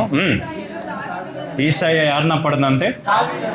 ಈಗ ಇವಳು ಲೈಫ್ ಸ್ಟಾರ್ಟ್ ಆಗಿದೆ. ಹೆಂಗೆ 3ನೇ ಅಧ್ಯಾಯ ಸ್ಟಾರ್ಟ್ ಆಗಿದೆ. ಏನು ಮಕ್ಕಳಿಲ್ಲ, ಗಂಡ ಇಲ್ಲ, ಮನೆ ಇಲ್ಲ, ಇರೋದು ಒಬ್ಬರೇ ವ್ಯಕ್ತಿ ಭೂಮಿ ಮೇಲೆ. ಅವಳು ಯಾರು? ನೆಹೋಮಿ. ಅವಳು ಏನು ಹೇಳ್ತಾಳೆ? ಹೋಗಿ ಭಿಕ್ಷೆ ಬೇಡ್ಕೊಂಬ, ಇಬ್ರು ಊಟ ಮಾಡಕ್ಕೆ ಏನಾದ್ರು. ಅರ್ಥ ಆಗ್ತಾ ಇದೆಯಾ ನಾನು ಹೇಳ್ತಾರೆ? ಈ ತರ ಪ್ರಾರಂಭವಾಯ್ತು. ಎಂಡ್ ಆಗಿದ್ದು ಹೆಂಗೆ ಅಂದ್ರೆ, ದಾವಿದನ್ಗೆ ಅಜ್ಜಿ ಇವರು. ದಾವಿದನ ಅಷ್ಟೇ ಅಲ್ಲ, ಯೇಸು ಕ್ರಿಸ್ತ ಯಾವ ಒಂದು ವಂಶದಲ್ಲಿ? ಶಬ್ದವಾಗಿ ಹೇಳಿ. ದಾವಿದನ ವಂಶದಲ್ಲಿ. ಅಂದ್ರೆ ಅವರ ಲೈನ್ ನೀವು ನೋಡ್ಕೊಂಡು ಹೋದ್ರೆ, ಯೇಸು ಕ್ರಿಸ್ತನ ಒಂದು ಲೀನೇಜ್ ನೀವು ನೋಡ್ಕೊಂಡು ಹೋದ್ರೆ ಅದ್ರಲ್ಲಿ ರೂತ್ ಸಿಗ್ತಾರೆ. ಅರ್ಥ ಆಗ್ತಾ ಇದೆಯಾ ನಾನು ಹೇಳ್ತಾರ? ಪಕ್ಕದಲ್ಲಿ ಹೇಳಿ, ನೀನ್ ಕಷ್ಟ ಪಡ್ತಾ ಇರೋದು ವ್ಯರ್ಥವಾಗಿಲ್ಲ. ಹೇಳಿ, ನೀನ್ ಒಬ್ಬನೇ ಅದಲ್ಲಿಲ್ಲ, ನಿನ್ನ ಅವಮಾನದಲ್ಲಿ ನೀನ್ ಒಬ್ಬನೇ ಇಲ್ಲ. ಆಮೇಲೆ ಒಬ್ಬ ಬಿಡಿಸೋ ದೇವರಿದ್ದಾರೆ. ರೂತ್ಗೆ ಈ ಯೋಗ್ಯತೆ ಇತ್ತ ಅಂತ ನಾವು ನೋಡಿದ್ರೆ, ರೂತ್ಗೆ ಈ ಯೋಗ್ಯತೆ ಇತ್ತ ಅಂತ ನೋಡಿದ್ರೆ, ರೂತ್ ಒಬ್ಳು ಅನ್ಯ ಒಂದು ಸ್ತ್ರೀ. ಅವಳೊಬ್ಳು ಜೆಂಟೈಲ್ಸ್ ಅವಳು, ಅಂದ್ರೆ ಇಸ್ರಾಯೇಲ್ನ ಒಂದು ಜನದವಳು ಅಲ್ಲ ಅವಳು. ಯಾರು ಋತು ಬೇರೆ ಅನ್ಯ ಜನದಲ್ಲಿ ಒಬ್ಳು ಇವಳು. ಅರ್ಥ ಆಗ್ತಾ ಇದೆಯಾ? ಅನ್ಯ ಜನ ಅಷ್ಟೇ ಅಲ್ಲ. ಆದಿಕಾಂಡ 19:37 ಓದಿ ಬೇಗ ಬೇಗ ಬೇಗ. ಆದಿಕಾಂಡ ಎಷ್ಟು ಜನಕ್ಕೆ ಇಲ್ಲಿವರೆಗೂ ಅರ್ಥ ಆಯ್ತು ನಾನು ಹೇಳ್ತಾ ಇರೋದು? ಆದಿಕಾಂಡ 19:37 ಯಾರಾದ್ರೂ ಜೋರಾಗಿ.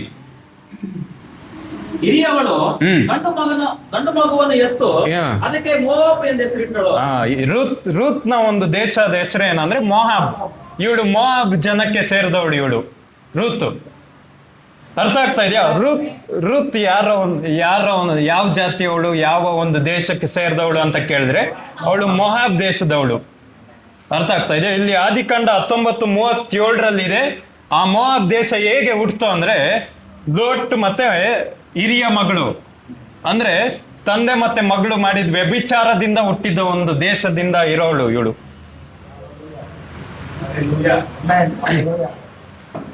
ಹಳೆ ಒಡಂಬಡಿಕೆ ದೇವರಿಗೆ ಪ್ರೀತಿ ಇಲ್ಲ ಅಂದಿದ್ರೆ ರೂತ್ನ ಆಯ್ಕೆ ಮಾಡ್ತಾ ಇರ್ಲಿಲ್ಲ. ಯಾಕಂದ್ರೆ ರೂತ್ನ ಒಂದು ಲೀನೇಜ್ನ ನೀವು ನೋಡಿದ್ರೆ ರೂತ್ ಹೆಂಗೆ ಬಂದ್ಲು, ರೂತ್ ಹೆಂಗೆ ಹುಟ್ಟಿದ್ಲು, ಅವ್ರ ಅಪ್ಪ ಯಾರು, ಅವರಪ್ಪ ಯಾರು, ಹಿಂಗೆ ನೋಡ್ಕೊಂಡು ಹೋದ್ರೆ ಮೋಹಾಬ್ ಅಂತ ಒಂದು ಗಂಡು ಮಗುವಿಂದ ಹುಟ್ಟಿದ್ದು ರೂತ್. ಆ ಗಂಡು ಮಗು ಹೇಗೆ ಹುಟ್ಟಿತು ಅಂದ್ರೆ ಲೋಟ್ ಮತ್ತೆ ಅವರ ಒಂದು ಫಸ್ಟ್ ಮಗಳು ವ್ಯಭಿಚಾರದಿಂದ ಹುಟ್ಟಿದ್ದು. ಈಗ ರೂತ್ಗೆ ಆ ಯೋಗ್ಯತೆ ಇದೆಯಾ? ದಾವೀದನ ಒಂದು ಲೈನಲ್ಲಿ ಇರೋದಕ್ಕೆ ಯೋಗ್ಯತೆ ಇತ್ತಾ? ಯೇಸು ಕ್ರಿಸ್ತನ ಒಂದು ಲೀನೇಜ್ ಅಲ್ಲಿ ಆ ಒಂದು ಫ್ಯಾಮಿಲಿ ಅದೇ ಒಂದು ಲೈನಲ್ಲಿ ಇರೋಕೆ ಯೋಗ್ಯತೆ ಇತ್ತಾ?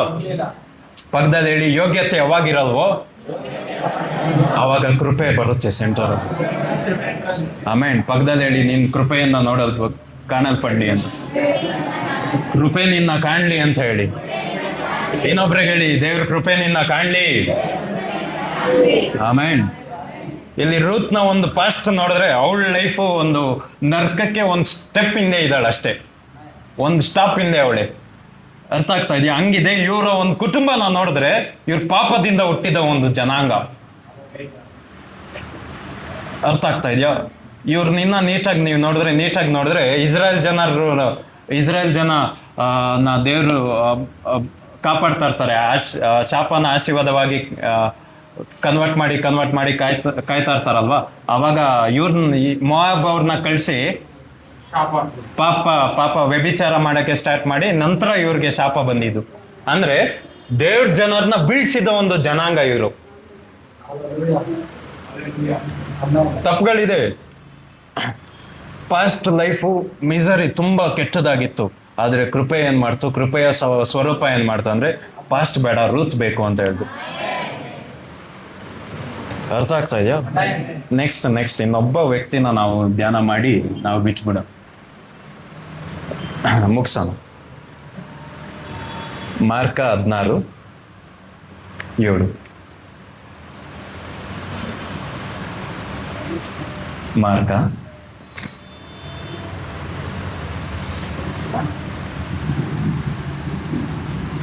16:7.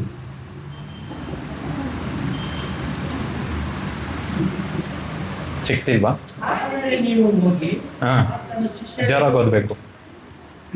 ಆದರೆ ನೀವು ಹೋಗಿ ಆತನ ಶಿಷ್ಯನಿಗೂ ಪೇತ್ರನಿಗೂ ಆತನು ನಿಮಗೆ ಹೇಳಿದಂತೆ ನಿಮ್ಮ ಮುಂದೆ ಗಲಿಲಾಯಕ್ಕೆ ಹೋಗ್ತಾನೆ, ಅಲ್ಲಿ ಆತನನ್ನು ಕಾಣುವಿರಿ ಎಂದು ತಿಳಿಸಿರಿ ಎಂದು ಹೇಳಿದನು. ಇದು ರಿಸರ್ವೆಕ್ಷನ್ ಆಗಿದ್ದ ಒಂದು ದಿನ, ಪುನರ್ತನ ಆಗಿದೆ. ಯೇಸು ಕ್ರಿಸ್ತ ಮರಣ ಗೆದ್ದಿದ್ದ ದಿನ. ಮ್ಯಾರಿ ಮ್ಯಾಗ್ದಲಿನ್ ಮತ್ತೆ ಜೋಯಾನ ಇವರೆಲ್ಲ ಏನ್ ಮಾಡ್ತಾರೆ, ಸಮಾಧಿ ಹತ್ರ ಹೋಗುವಾಗ ಅಲ್ಲಿ ಸಮಾಧಿ ಖಾಲಿ ಇತ್ತು. ಸಮಾಧಿ ಖಾಲಿ ಇತ್ತು. ನಿಜವಾದ ದೇವರು ಸಮಾಧಿಲಿ ಸಿಗಲ್ಲ. ಜೋರಾಗಿ ಹೇಳಿ, ನಿಜವಾದ ದೇವರು ಸಮಾಧಿಯಲ್ಲಿ ಸಿಕ್ಕಿಲ್ಲ. ಆ ತರ ಇರೋದು ಒಬ್ಬನೇ ಒಬ್ಬ ಒಂದು ಅದನ್ನ ಪಾಸ್ ಮಾಡಿದ್ದು, ಅದನ್ನ ಕ್ವಾಲಿಫೈ ಆಗಿದ್ದು ಅದು ಯಾರು ಅಂದ್ರೆ ಯೇಸು ಕ್ರಿಸ್ತ. ಅವರು ಸಮಾಧಿಯಲ್ಲಿ ಸಿಕ್ಕಿಲ್ಲ. ನಂತರ ಅಲ್ಲಿದ್ದ ದೇವದೂತ ಏನ್ ಹೇಳ್ತಾನೆ ಅಂದ್ರೆ,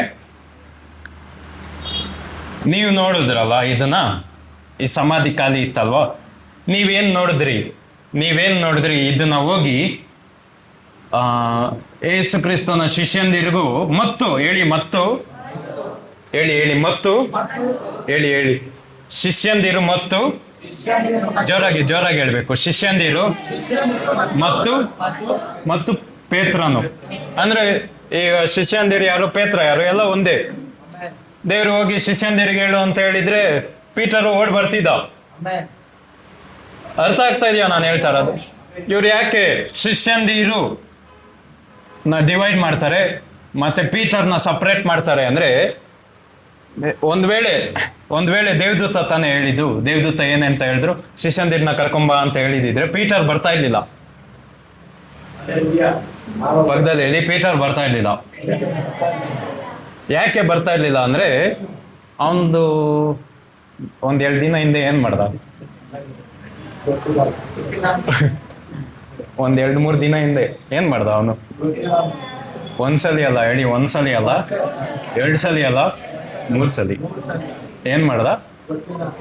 ಯೇಸು ಕ್ರಿಸ್ತನ್ ಗೊತ್ತಿಲ್ಲ, ಅವ್ರ ಕಡೆಯವ್ರು ನಾನಲ್ಲ, ಅವ್ರಿಗೂ ನನಗೂ ಸಂಬಂಧ ಇಲ್ಲ, ಇನ್ನ ಬಿಟ್ರೆ ಹೇಳ್ತಾನೆ ಇರೋರು. 3 ಹೋಗಿ 30 ಆಗಿರೋದು. ಅರ್ಥ ಆಗ್ತಾ ಇದೆಯಾ ನಾನು ಹೇಳ್ತಾ ಇರೋದು? ಎಷ್ಟು ಚೆನ್ನಾಗಿ ಅರ್ಥ ಆಗ್ತಾ ಇದೆ. ಯಾಕೆ ದೇವರು ಶಿಷ್ಯಂದಿರ್ನ ಮತ್ತೆ ಪೀಟರ್ನ ಸಪ್ರೇಟ್ ಆಗಿ ಪೀಟರ್ ಅಂತ ಮೆನ್ಷನ್ ಮಾಡಿ ಪೀಟರ್ನು ಕರ್ಕೊಂಡ್ ಬಾ ಅಂತ ಹೇಳಿದ್ರು ಅಂದ್ರೆ, ಅವರ ಒಂದು ಕೃಪೆನ ಪ್ರದರ್ಶನೆ ಮಾಡಿದ್ರು ಅವರು. ಪೀಟರ್ ನೀನು ಮುಖ್ಯ, ನಿನ್ನ ಪಾಸ್ಟ್ ಅಲ್ಲ ಅಂತ. ಯಾವ ಪೀಟರ್ ಸೋತೋಗಿದ್ದ? ಇವರು ಮೀನ್ ಹಿಡಿಯಕ್ ಹೋಗೋದಷ್ಟೇ ಅಲ್ಲ, ಎಲ್ಲರನ್ನೂ ಕರ್ಕೊಂಡು ಹೋಗೋದು. ಅವ್ರ ಕೆಲಸ ಏನು ಗೊತ್ತಾ? ಯೇಸು ಕ್ರಿಸ್ತ ಸಿಗಕ್ಕಿಂತ ಮುಂಚೆ ಅವ್ರಿಗೆ ಗೊತ್ತಿದ್ದು ಒಂದೇ ಕೆಲಸ, ಮೀನ್ ಹಿಡಿಯಕ್ ಹೋಗೋದು, ವಾಪಸ್ ಖಾಲಿ ಬರೋದು.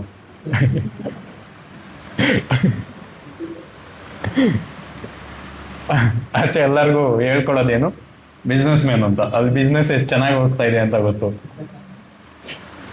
ಒಂದ್ಸಲಿ ಆಗಿದ್ರೆ ಅದು ಅದ್ಭುತ ಅನ್ಬೋದಿತ್ತು, 2 ಸಲಿ ಅದೇ ಆಯ್ತು. ಅಂದ್ರೆ ಇವನು ಹಿಂಗೆ. ಅರ್ಥ ಆಗ್ತಾ ಇದೆಯಾ? ಇವನು ಯೋಚನೆ ಮಾಡ್ಕೊಂಡು ಕೂತಿರ್ಬೋದು.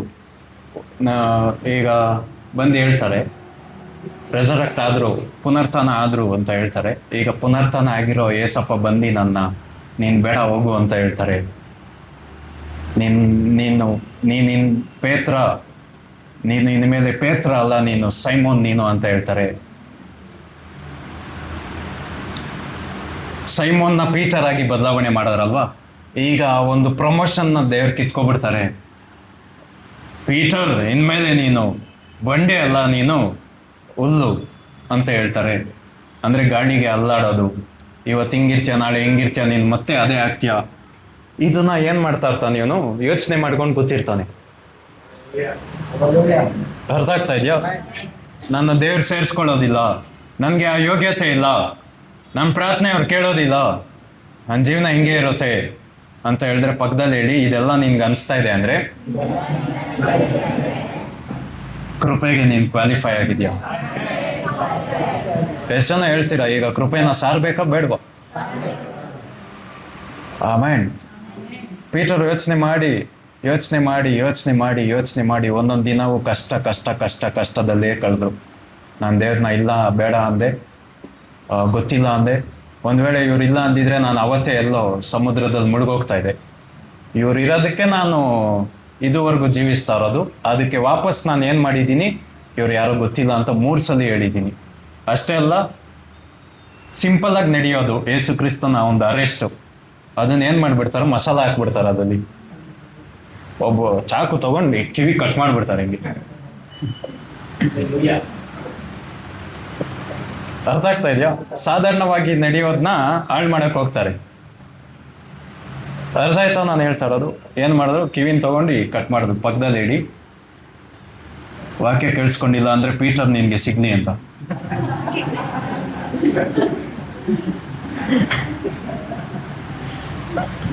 ಮನೆಗೆ ಹೋಗುವಾಗ ಸಿಗ್ಲಿ ಅಂತ ಹೇಳಿ ನಿದ್ದೆ ಮಾಡ್ತಾರವ್ರಿಗೆ ಸಿಂಪ್ಸನ್ನ ಕಣ್ ಹಿಂಗ್ ಮಾಡಿದ್ರಲ್ಲ, ಅವ್ರು ಸಿಗ್ಲಿ.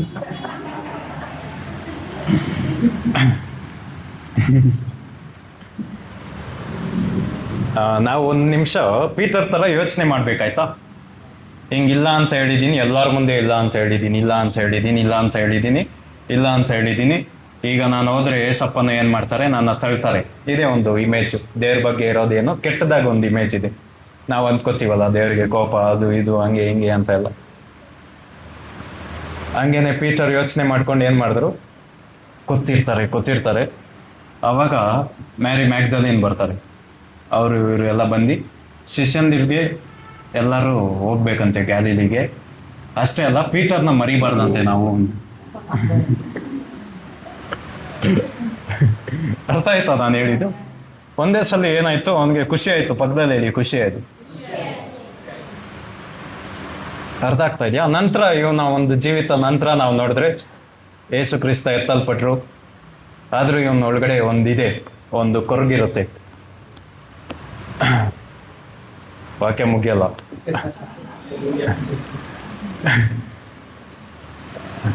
ಒಂದು ಕೊರಗಿರುತ್ತೆ. ಇವನ್ಗೊಂದು ವಾಗ್ದಾನ ಇತ್ತು, ಹೇಳಿ ಒಂದು ವಾಗ್ದಾನ ಇತ್ತು. ಏನಂತ? ಪೇತ್ರ, ನಿನ್ನ ಮೇಲೆ ನಾನು ಸಭೆಯನ್ನು ಕಟ್ತೀನಿ, ಪಾತಾಳ ಶಕ್ತಿ ಅದನ್ನ ಜಯಿಸೋಕ್ ಆಗೋದಿಲ್ಲ. ಈ ವಾಗ್ದಾನ ಬಂದಿದ ನಂತರ ನಾನು ಏನ್ ಮಾಡಿದೆ, ನಾನು ಗೊತ್ತಿಲ್ಲ 3 ಸಲ ಹೇಳ್ದೆ. ದೇವ್ರು ರೆಸ್ಟೋರ್ ಮಾಡಿದ್ರು ನನ್ನ. ಅಂದ್ರೂ ನನ್ಗೆ ಸ್ವಲ್ಪ ಡೌಟು, ಅದನ್ನ ನನ್ನ ಕೈಲೇ ಮಾಡಿಸ್ತಾರ? ಈ ವಾಗ್ದಾನ ನನ್ನಿಂದ ನಡೆಯೋಕ್ಕೆ ಯೋಗ್ಯತೆ ಇದೆಯಾ? ನಾನು ಅದಕ್ಕೆ ಯೋಗ್ಯನ ನಾನು? ಅರ್ಥ ಆಗ್ತಾ ಇದೆಯಾ? ದೇವ್ರು ವಾಪಸ್ ಕರ್ಕೊಂಡ್ರು. ಆದ್ರೂ ಅವರು ನನ್ನ ಮೊದಲು ಥರ ಟ್ರೀಟ್ ಮಾಡ್ತಾ ಇಲ್ಲ, ಮೊದಲು ಥರ ನನ್ನ ನೋಡ್ಕೊತಾ ಇಲ್ಲ. ವಾಪಸ್ ಕರ್ಕೊಂಡವ್ರೆ ನಿಜ, ಆದರೆ ನನಗಿದ್ದ ವೈರಾಗ್ಯ ಅವ್ರ ಮೇಲೆ ಕಡಿಮೆ ಆಗಿದೆ. ಹಂಗೇನೆ ಅವ್ರಿಗೆ ನನ್ನ ಮೇಲೆ ಇದ್ದಿದ್ದ ಪ್ರೀತಿ ಕಡಿಮೆ ಆಗಿರುತ್ತೆ. ಹಂಗೆ ಹಿಂಗೆ ಏನೇನೋ ಒಳಗೆ ತಲೆಯಲ್ಲೇ ಓಡಿಸ್ತಾ ಇರ್ತೀವಲ್ವಾ. ದೇವರು ಒಂದಿನ ಇದಕ್ಕೂ ಕೊನೆ ಇಟ್ರು. ಹೇಳಿ ಇದಕ್ಕೂ ಕೊನೆ ಇಟ್ರು. ಪಕ್ಕದಲ್ಲಿ ಹೇಳಿ, ನೀನೆಲ್ಲ ಕೆಟ್ಟ ಆಲೋಚನೆಗಳಿಗೆ ಕೊನೆ ಇದೆ, ಇವತ್ತು ಕೊನೆ ಆಗ್ಲಿ ಅದು ಅಂತ ಹೇಳಿ. ದೇವ್ರ ಬಗ್ಗೆ ಏನೆಲ್ಲ ತಪ್ಪಾಗಿ ತಿಳ್ಕೊಂಡಿದ್ಯೋ ಅದು ಇವತ್ತು ಕೊನೆ ಆಗ್ಲಿ ಅಂತ ಹೇಳಿ. ಆಮೇಲೆ ಪಕ್ಕದಲ್ಲಿ ಹೇಳಿ, ದೇವ್ರ ಬಗ್ಗೆ ಏನೆಲ್ಲ ಕೆಟ್ಟದಾಗಿ ತಪ್ಪಾಗಿ ತಿಳ್ಕೊಂಡಿದ್ಯೋ ಅದೆಲ್ಲ ಇವತ್ತು ಕೊನೆ ಆಗ್ಲಿ. ಇನ್ನೊಬ್ರಿಗೆ ಹೇಳಿ, ಆ ಪರ್ದೆ ನಿನ್ನಿಂದ ತೆಗೆಯಲ್ಪಡ್ಲಿ, ಆ ವಂಚನೆ ನಿನ್ನ ಆಗದೆ ಇರ್ಲಿ, ಆ ವಂಚನೆ ನಿನ್ಗೆ ಆಗದೆ ಇರ್ಲಿ ಅಂತ ಹೇಳಿ. ಆಮೇಲೆ ನೆಕ್ಸ್ಟ್ ಪವಿತ್ರಾತ್ಮ ಇಳಿದು ಬಂದ್ರು. ಹೇಳಿ, ಪವಿತ್ರಾತ್ಮ ಇಳಿದು ಬಂದ್ರು. ಶಬ್ದವಾಗಿ ಹೇಳಿ, ಪವಿತ್ರಾತ್ಮ ಇಳಿದು ಬಂದ್ರು. ಕಾಲ ಪರಿಪೂರ್ಣವಾಗುವಾಗ ಹೇಗೆ ಒಂದು ಮಗು ಹುಡ್ತೋ ಹಂಗೆ ಕಾಲ ಪರಿಪೂರ್ಣ ಆಗುವಾಗ ಯೇಸು ಕ್ರಿಸ್ತ ಹುಟ್ಟಿದಾಗೆ ಪವಿತ್ರಾತ್ಮನು ಇಳಿದು ಬಂದ್ರು. ಹೇಳಿ, ಇಳಿದು ಬಂದ್ರು. ಎಲ್ಲಿ ಹೆಂಗೆ ಇಳಿದು ಬಂದ್ರು ಅಂದ್ರೆ, ಅಪೊಸ್ತಲರು ಮಾತ್ರ ಇದ್ದಾಗ ಇಳಿದು ಬಂದ್ರು. ಇಳಿದು ಬಂದಿದ್ದಷ್ಟೇ ಅಲ್ಲ, ಹೇಳಿ, ಇಳಿದು ಬಂದಿದ್ದಷ್ಟೇ ಅಲ್ಲ, ವಾಗ್ದಾನ ಕೂಡ ಜ್ಞಾಪನ ಇದೆ ಇವ್ರಿಗೆ. ಇನ್ನೊಬ್ರಿಗೆ ಹೇಳಿ, ಇಳಿದು ಬಂದಿದ್ದಷ್ಟೇ ಅಲ್ಲ, ವಾಗ್ದಾನನ ಮರ್ತಿಲ್ಲ ಇವರು ಅಂತ ಹೇಳಿ. ಇನ್ನೊಬ್ರಿಗೆ ಹೇಳಿ, ವಾಗ್ದಾನನ ಮರೆಯೋ ದೇವರಲ್ಲ ಇವರು ಅಂತ. ಏನು ವಾಗ್ದಾನ ಮಾಡಿದವರು ಅದನ್ನ ನೆರವೇರಿಸುವ ದೇವರು. ಆಮೇಲೆ ವಾಗ್ದಾನನ ಮರ್ತಿಲ್ಲ, ಇಳಿದು ಬಂದ್ರು. ಅಲ್ಲಿ ಇನ್ನ 12 ಜನ ಅಷ್ಟೇ ಅಲ್ಲ, ಇನ್ನ ಜಾಸ್ತಿ ಜನ ಇದ್ರು. ಆ ಜನನೆಲ್ಲ ನೋಡ್ಬಿಟ್ಟು ಪೀಟರ್ ಮೇಲೆ ಮಾಡಿದ ವಾಗ್ದಾನನ ಮರ್ತೋಗಿಲ್ಲ. ಅರ್ಥ ಆಗ್ತಾ ಇದೆಯಾ ನಾನು ಹೇಳ್ತಾ ಇರೋದು? ನಮ್ ಸಭೆ ಹೆಚ್ಚಾಗಿ ಬೆಳೀತಾ ಇರುತ್ತೆ. ಅದೇನೇ ಬೆಳೀತಾ ಇದ್ರು ನಿನ್ ಮೇಲೆ ವೈಯಕ್ತಿಕವಾಗಿ ನಿನ್ ಮೇಲೆ ಮಾತಾಡಿದ ವಾಗ್ದಾನ ಅದು ದೇವ್ರು ಮರೆಯೋದಿಲ್ಲ. ಅರ್ಥ ಆಗ್ತಾ ಇದೆಯಾ? ಅವ್ರು ಮರೆಯಕ್ಕೆ ಮನುಷ್ಯ ಅಲ್ಲ, ಅವ್ರು ಮರೆಯಕ್ಕೆ ಚಿನ್ಮಯ ಅಲ್ಲ, ಅವ್ರು ಮರೆಯಕ್ಕೆ ನಿಮ್ಮ ಮನೆಯಲ್ಲಿ ಇರೋರಲ್ಲ. ಅರ್ಥ ಆಗ್ತಾ ಇದೆಯಾ? ಏನೇ ಸಂಖ್ಯೆಗಳಲ್ಲಿ ಜಾಸ್ತಿ ಆಗ್ತಾ ಇದ್ರು, ವೈಯಕ್ತಿಕವಾಗಿ ನಿನ್ಗೆ ಏನ್ ಹೇಳಿದ್ದಾರೆ ಅದನ್ನ ಅವ್ರು ಮಾಡ್ತಾರೆ. ಮಾಡಿದ್ರ ಅಲ್ಲಿ ಬೈಬಲ್ ಅಲ್ಲಿ ಮಾಡಿದ್ರ, ಪಕ್ಕದಲ್ಲಿ ಕೇಳಿ, ಬೈಬಲ್ ಅಲ್ಲಿ ನಡೀತಾ ಏನ್ ಹೇಳ್ತಾವ್ರೆ ಅವ್ರು? ಇಲ್ಲ ಅಂತಾರ, ಹೌದು ಅಂತಾರ. ಅವ್ರಿಗೆ ಹೇಳಿ, ಬೈಬಲ್ ಅಲ್ಲಿ ನಡೆದಿದ್ರೆ ನಿನ್ನಲ್ಲೂ ನಡೆಯುತ್ತದು. ಹೇಳಿ, ಇನ್ನೊಬ್ರಿಗೆ ಹೇಳಿ, ಬೈಬಲ್ ಅಲ್ಲಿ ನಡೀದ್ರೆ ನಿನ್ನಲ್ಲಿ ನಡೆಯುತ್ತೆ, ನಿನ್ ಕುಟುಂಬದಲ್ಲಿ ನಡೆಯುತ್ತೆ. ಆಮೇಲೆ ಫಸ್ಟ್ ಈಗ ಪವಿತ್ರಾತ್ಮ ಬಂದ್ರು, ಇವನ್ ಶಕ್ತಿ ಬಂತು, ಇವನ್ಗೆ ಅನ್ಯ ಭಾಷೆ ಬಂತು, ಅಭಿಷೇಕ ಬಂತು. ಇವನ್ ಯಾವ ಪೀಟರ್ ಬರೀ 3 ಜನಕ್ಕೆ ನನಗೆ ಗೊತ್ತಿಲ್ಲ ಅಂತ ಹೇಳಿದ್ರು, ಅದೇ ಪೀಟರ್ 3,000 ಜನ ಮುಂದೆ ಯೇಸು ಕ್ರಿಸ್ತನ ಸಾಯಿಸಿದ್ ನೀವೇ, ಯೇಸು ಕ್ರಿಸ್ತ ಒಬ್ಬರೇ ದೇವರು. ಅರ್ಥ ಆಗ್ತಾ ಇದೆಯಾ ನಾನು ಹೇಳ್ತಾರೆ? ದೇವರು ನಿಮ್ಮ ಹಿನ್ನೆಲೆಗಳು ಅವ್ರಿಗೆ ಬೇಡ. ಅರ್ಥ ಆಗ್ತಾ ಇದೆಯಾ? ಯಾಕಂದ್ರೆ ಕೃಪೆಯಿಂದ ಅವರು ನಮ್ಮ ಹಿನ್ನೆಲೆಗಳನ್ನ ನೋಡೋದಿಲ್ಲ. ಅರ್ಥ ಆಗ್ತಾ ಇದೆಯಾ? ತಂದೆ ಅಬ್ರಾಮ್ನ ಕರೆಯುವಾಗ್ಲೂ ಅಷ್ಟೇ, ಅವ್ನಿಗೆ ಏಜ್ ಆಯ್ತು ಅಂತ ನೋಡಿಲ್ಲ, ಅವ್ರ ಪಾಸ್ಟ್ ನ ನೋಡಲ್ಲ ದೇವರು. ಪಕ್ಕದಲ್ಲಿ ಹೇಳಿ, ಅವ್ರ ಪಾಸ್ಟ್ನ ನೋಡಲ್ಲ. ಯಾಕೋಬ್ ಬಂದು ಇವ್ರ ಮುಂದೆ ನಿಂತ್ಕೊಂತಾರೆ, ನನ್ಗೆ ಹೊಡಿಯಕ್ ಬರ್ತಾ ಇರು, ಇಸಿಕ್ ಸಾಯಿಸ್ತೀನಿ ನಿನ್ನ ಅಂತ ಮಾಡಿಲ್ಲ. ಮೋಸ ಮಾಡಿದ್ಯಾ, ಹುಡ್ದಾಗಿಂದ ಮೋಸ ನೀನು ಅಂತ ತಲೆನ ಹಿಂಗ್ ಸಪ್ರೇಟ್ ಮಾಡಿಲ್ಲ. ಅರ್ಥ ಆಗ್ತಾ ಇದೆಯಾ ನಾನು ಹೇಳ್ತಾರದು? ಅವ್ರಿಗೆ ನಮ್ಮ ಹಿನ್ನೆಲೆಗಳು ಬೇಡ ದೇವ್ರಿಗೆ. ಎಷ್ಟು ಜನ ಹೇಳ್ತೀರಾ ನಮ್ಮ ಹಿನ್ನೆಲೆಗಳು ದೇವ್ರಿಗೆ ಬೇಡ? ಪಕ್ಕದಲ್ಲಿ ಹೇಳಿ, ದೇವ್ರು ಮರ್ತೋಗಿದಾರ ಅದನ್ನ, ಇವತ್ತು ನೀನು ಮರ್ತ್ಕೋಬೇಕು. ದೇವ್ರು ಮರ್ತೋಗಿರ್ತಾರೆ, ನೀವು ಮರ್ತೋಗಿ. ನಾವೆಲ್ಲರನ್ನೂ ಬೇರೆಯವ್ರನ್ನ ಕ್ಷಮಿಸ್ತೀವಿ, ಆದರೆ ಕಷ್ಟ ಯಾವುದು ಗೊತ್ತಾ? ನಮ್ಮನ್ನು ನಾವು ಕ್ಷಮಿಸ್ಕೊಡೋದು. ಯಾವಾಗಲೂ ನಾವು ಒಬ್ಬರು ನಾವೇನೋ ದೇವರು ನಮ್ಮನ್ನ ನೋಡಿದ ತಕ್ಷಣ ಅವ್ರಿಗೆ ಹಂಗೆ ಕೋಪ ಹಿಂಗೆ ಸುಕ್ಕಂತ ಹಿಂಗೆ ಹೋಗುತ್ತೆ, ಆ ಫೀಲಲ್ಲಿ ಇರ್ತೀವಿ. ಬೇರೆಯವ್ರನ್ನ ಪ್ರೀತಿ ಮಾಡ್ತೀವಿ. ಹೆಚ್ಚಾಗಿ ಕಷ್ಟ ಯಾವುದು ಅಂದರೆ ನಮ್ಮನ್ನು ನಾವು ಪ್ರೀತಿ ಮಾಡೋದು. ಇವತ್ತು ನಿಮ್ಮೆಲ್ಲರ ಜೊತೆ ದೇವ್ರು ಮಾತಾಡ್ತಾ ಇರೋದೇನೆಂದರೆ, ಇವತ್ತು ಸಂಡೇ ತಾನೇ, ಅವ್ರಿಗೆ ನೆನ್ನೆದು ಬೇಡ. ಅರ್ಥ ಆಯ್ತಾ ನಾನು ಹೇಳ್ತಾ? ನೆನ್ನೆವರೆಗೂ ಹೆಂಗಿದ್ವೋ ಅದು ಅಲ್ಲಿಗೆ ಹೋಗ್ಬಿಡ್ಬೇಕದು. ಏಸಾಯದಲ್ಲಿ ವಾಕ್ಯ ಇದೆ, ಎಷ್ಟು ಚೆನ್ನಾಗಿ ಗೊತ್ತು? ನಿಮ್ಮ ಹಳೆಯ ಕಾರ್ಯಗಳನ್ನ ಮರ್ತು ಬಿಡಿ, ನಾನು ಹೊಸದಾಗಿ ನಾನು ಮಾಡ್ತೀನಿ. ಅರ್ಥ ಆಗ್ತಾ ಇದೆಯಾ? ಈ ದೇವರು ನಾನು ಒಂದಿನ ನಾನು ಅವ್ರ ಹತ್ರ ಪ್ರಾರ್ಥನೆ ಮಾಡುವಾಗ ಒಂದು ಕಾರ್ಯ ನನಗೆ ನೆನ್ಪು ಬರ್ತಾ ಇತ್ತು. ನೆನ್ನೆ ಮಾಡಿದ್ದು, ಮೊನ್ನೆ ಮಾಡಿದ್ದು, ಇದೆಲ್ಲ ಜ್ಞಾಪನ ಬರ್ತಾ ಇತ್ತು. ಎಷ್ಟು ಜನ ನಂಬ್ತೀರೋ ನಾನು ದೇವ್ರ ಜೊತೆ ಮಾತಾಡ್ತೀನಿ? ನಂಬಿದ್ರು ನಂಬಿಲ್ಲ ಅಂದ್ರು ಅದು ಫ್ಯಾಕ್ಟ್ಸ್. ಅದು ಮನುಷ್ಯನ್ಗೆ 2 ಕಾಲು ಇರುತ್ತೆ. ಎಷ್ಟು ಜನ ನಂಬ್ತೀರೋ? ನಂಬಿಲ್ಲ ಅಂದ್ರೆ 2 ಕಾಲು ಇರುತ್ತೆ. ಅರ್ಥ ಆಗ್ತಾ ಇದೆಯಾ? ಫ್ಯಾಕ್ಟ್ಸ್ ಇದು. ನಂಬಿದ್ರು ನಂಬಿಲ್ಲ ಅಂದ್ರು ಹಿಂಗೆ ಇರುತ್ತೆ. ಹಂಗೇನೆ ಒಂದಿನ ನಾನು ನೀಟಾಗಿ ಜ್ಞಾಪನ ಇದೆ, ನನ್ನ ರೂಮಲ್ಲಿ ನಾನು ಕೂತ್ಕೊಂಡು ಅಳ್ತಾ ಇದ್ದೆ. ದೇವ್ರು ಕೇಳಿದ್ರು ಏನಾಯ್ತು? ದೇವರೇ, ಅದು ಯಾವಾಗಲೂ ಆ ವಾಕ್ಯ ಒಳ್ಳೆ ಅದನ್ನು ಅರ್ಧಿ ಕುಡ್ದು ಅದನ್ನೇ ಡೈಲಿ ತಿನ್ನೋ ಥರ ದೇವ್ರಿಗೆ ನೀನಕ್ಕೂ ಪರಲೋಕಕ್ಕೂ ವಿರೋಧವಾಗಿ ನಾನು ತಪ್ಪು ಮಾಡಿದ್ದೀನೇನೋ, ಇದು ಮಾಡಿದೆ, ಅದು ಮಾಡಿದೆ. ಯಾವ ತಪ್ಪು?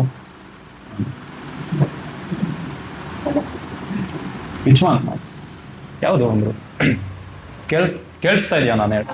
ಯಾವುದು ಒಂದು ನಾನು ನೀಟಾಗಿ ಎಕ್ಸ್ಪ್ಲೈನ್ ಮಾಡಿ. ನಿನ್ನೆ ಈ ಟೈಮಲ್ಲಿ ಮಧ್ಯಾಹ್ನ ಬಿಗ್ ಬಾಸ್ ಅದೇ ಹೇಳ್ತಾರದು, ಮಧ್ಯಾಹ್ನ 3 ಗಂಟೆ ಆ ಥರ ಎಲ್ಲ ನೀಟಾಗಿ ಹೇಳ್ತಾ ಇದ್ದೀನಿ ನಾನು. ಎಲ್ಲ ಕೇಳೋವರೆಗೂ ಕೇಳ್ಬಿಟ್ಟು, ಹೌದಾ ಇದು ಮಾಡ್ದ ನೀನು? ಅವಾಗ ನಾನು ಗೊತ್ತಾಯಿತು, ವಾಕ್ಯ ನನಗೆ ಜ್ಞಾಪನ ಬಂತು. ನಿನ್ನೆಲ್ಲ ತಪ್ಪುಗಳನ್ನ ನಾನು ಮರ್ತೋಗಿದ್ದೀನಿ. ಪೂರ್ವಕ್ಕೂ ಪಶ್ಚಿಮಕ್ಕೂ ಎಷ್ಟು ದೂರನೋ ಅಷ್ಟು ದೂರ ನಿನ್ನ ತಪ್ಪನ್ನ ಸಪ್ರೇಟ್ ಮಾಡಿಬಿಟ್ಟಿದ್ದೀನಿ.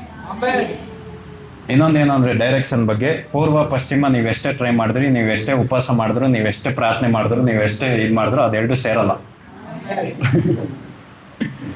ಅಪೋಸಿಟ್. ಅರ್ಥ ಆಗ್ತಾ ಇದೆಯಾ? ನಮ್ಮ ನೆನ್ನೆ ದೇವರಿಗೆ ಬೇಡ. ಪಕ್ಕದಲ್ಲಿ ಹೇಳಿ, ನನ್ನ ನೆನ್ನೆ ದೇವರಿಗೆ ಬೇಡ. ಅದ್ರಲ್ಲಿ ತಪ್ಪುಗಳಿದೆ, ಇದೆಯೋ? ಇದ್ದೇ ಇರುತ್ತೆ. ಅದು ದೇವ್ರಿಗೆ ಬೇಡ. ನಮ್ಮ ಪಾಸ್ಟ್ಗಿಂತ ದೇವ್ರ ಮುಂದೆ ನೀವು ಅವ್ರನ್ನ ನಿಲ್ಲಿಸ್ಬಿಟ್ಟು, ದೇವ್ರೆ ನನ್ನ ಹತ್ರ 2 ಕಾರ್ಯ ಇದೆ. ಒಂದು ನಾನಿದ್ದೀನಿ, ಇನ್ನೊಂದು ನನ್ನ ಪಾಸ್ಟ್ ಲೈಫ್ ಇದೆ. ಇದರಲ್ಲಿ ಯಾವ್ದು ಚೂಸ್ ಮಾಡ್ತೀಯ ಅಂದರೆ ನಮ್ಮನ್ನೇ ಮಾಡೋದು. ಅಷ್ಟು ಪ್ರೀತಿ ಮಾಡೋ ದೇವ್ರನ್ನ ನೀವು ನಂಬಿದ್ದೀರಿ.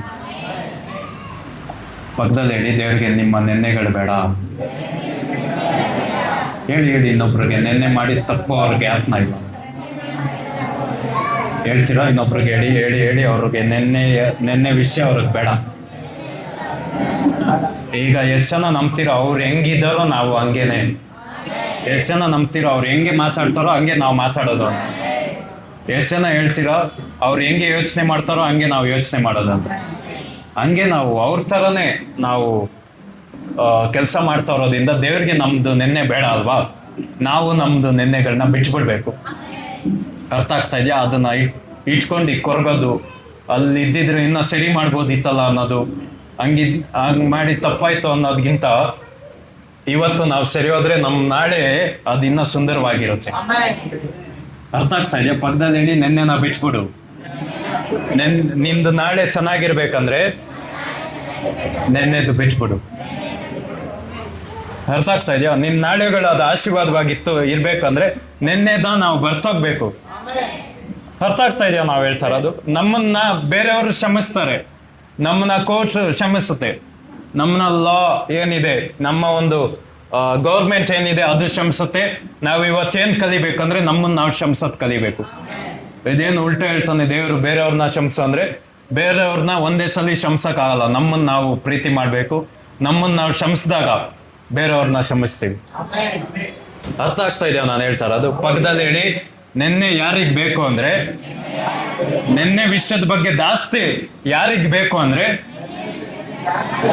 ಸೈತಾನಗ್ ಬೇಕು. ಈಗ ನಾವು ದೇವ್ರ ಮಕ್ಕಳಾಗಿರೋದ್ರಿಂದ ಯಾರ ತರ ನಾವು ಕೆಲಸ ಮಾಡ್ಬೇಕು? ದೇವ್ರ ತರ ಮಾಡ್ಬೇಕಾ? ಇಲ್ಲ ನಾವು ದೇವ್ರ ಮಕ್ಕಳಲ್ಲ, ನಾನು ಇನ್ನೊಬ್ಬನ ಮಗು ನಾನು ಅಂತ ನಾವು ಏನ್ ಮಾಡ್ಬೇಕು? ಈಗ ನಮ್ಮನ್ನ ನಾವು ಕ್ಷಮಿಸೋದ್ ಕಲಿಬೇಕು. ಪಕ್ಕದಲ್ಲಿ ಹೇಳಿ, ನಿನ್ನ ನೀನ್ ಕ್ಷಮಿಸು. ನೀನು ಗೊತ್ತಿಲ್ವಾ ದೇವ್ರು ನಿನ್ನ ಪ್ರೀತಿ ಮಾಡ್ತಾರೆ ಅಂತ ಕೇಳಿ ಹೇಳಿ ಅವ್ರನ್ನ ಡೈರೆಕ್ಟ್ ನೋಡ್ ಕೇಳಿ, ನೀನು ಗೊತ್ತಿಲ್ವಾ ದೇವ್ರು ನಿನ್ನ ಪ್ರೀತಿ ಮಾಡೋದು? ನೀನು ಗೊತ್ತಿಲ್ವಾ? ನೀನು ನಿನ್ನ ಪ್ರೀತಿ ಮಾಡು. ಆಮೇಲೆ ಎಷ್ಟು ಜನ ಜೊತೆ ದೇವ್ರು ಮಾತಾಡ್ತಾ ಇದ್ದ. ಕೃಪೆಯ ಸೌಂದರ್ಯ ಏನು ಅಂದ್ರೆ, ಅದಕ್ಕೆ ನಮ್ಮ ನೆನ್ನೆಗಳು ಬೇಡ. ಅದಲ್ಲಿ ನಾವು ಮೆಸ್ ಮಾಡಿದೀವಿ ಅಂದ್ರೆ, ಅದಲ್ಲಿ ನಾವು ತಪ್ಪುಗಳನ್ನ ಮಾಡಿದೀವಿ ಅಂದ್ರೆ ಒಂದು ದಿನಗಳು ಬೇಡ ಅವ್ರಿಗೆ. ಕೃಪೆಗೆ ಬೇಡ, ಕೃಪೆಯ ಸ್ವರೂಪನಿಗೆ ಬೇಡ. ಅರ್ಥ ಆಗ್ತಾ ಇದೆಯಾ? ಈಗ ಅದನ್ನೆಲ್ಲ ನಾನು ಬಿಡ್ಬೋದಾ ಅಂದ್ರೆ ಬಿಡ್ಬೋದು, ಖಂಡಿತವಾಗಿ ಬಿಡ್ಬೋದು. ಹೇಳಿ ಕೃಪೆಯಿಂದ ನಾನು ಬಿಡ್ಬೋದು. ನನ್ನ ಒಂದು ಪ್ರಯತ್ನದಿಂದ ಅಲ್ಲ, ಶಬ್ದವಾಗಿ ಹೇಳಿ, ನನ್ನ ಒಂದು ಪ್ರಯತ್ನದಿಂದ ಅಲ್ಲ, ಕೃಪೆಯಿಂದ ನಾನು ತಪ್ಪು ಮಾಡೋದನ್ನ ಬಿಡ್ಬೋದು, ನಾನು ಪಾಪ ಮಾಡೋದನ್ನ ಬಿಡ್ಬೋದು. ಅರ್ಥ ಆಗ್ತಾ ಇದೆಯಾ ನಾನು ಹೇಳ್ತಾರೆ? ಅರ್ಥ ಆಗ್ತಾ ಇದೆಯಾ? ಲೈಫಲ್ಲಿ ಒಳ್ಳೆ ಡಿಸಿಷನ್ಗಳನ್ನ ತಗೊಳ್ಬೇಕಾ? ಕೃಪೆನ ನಂಬಿ.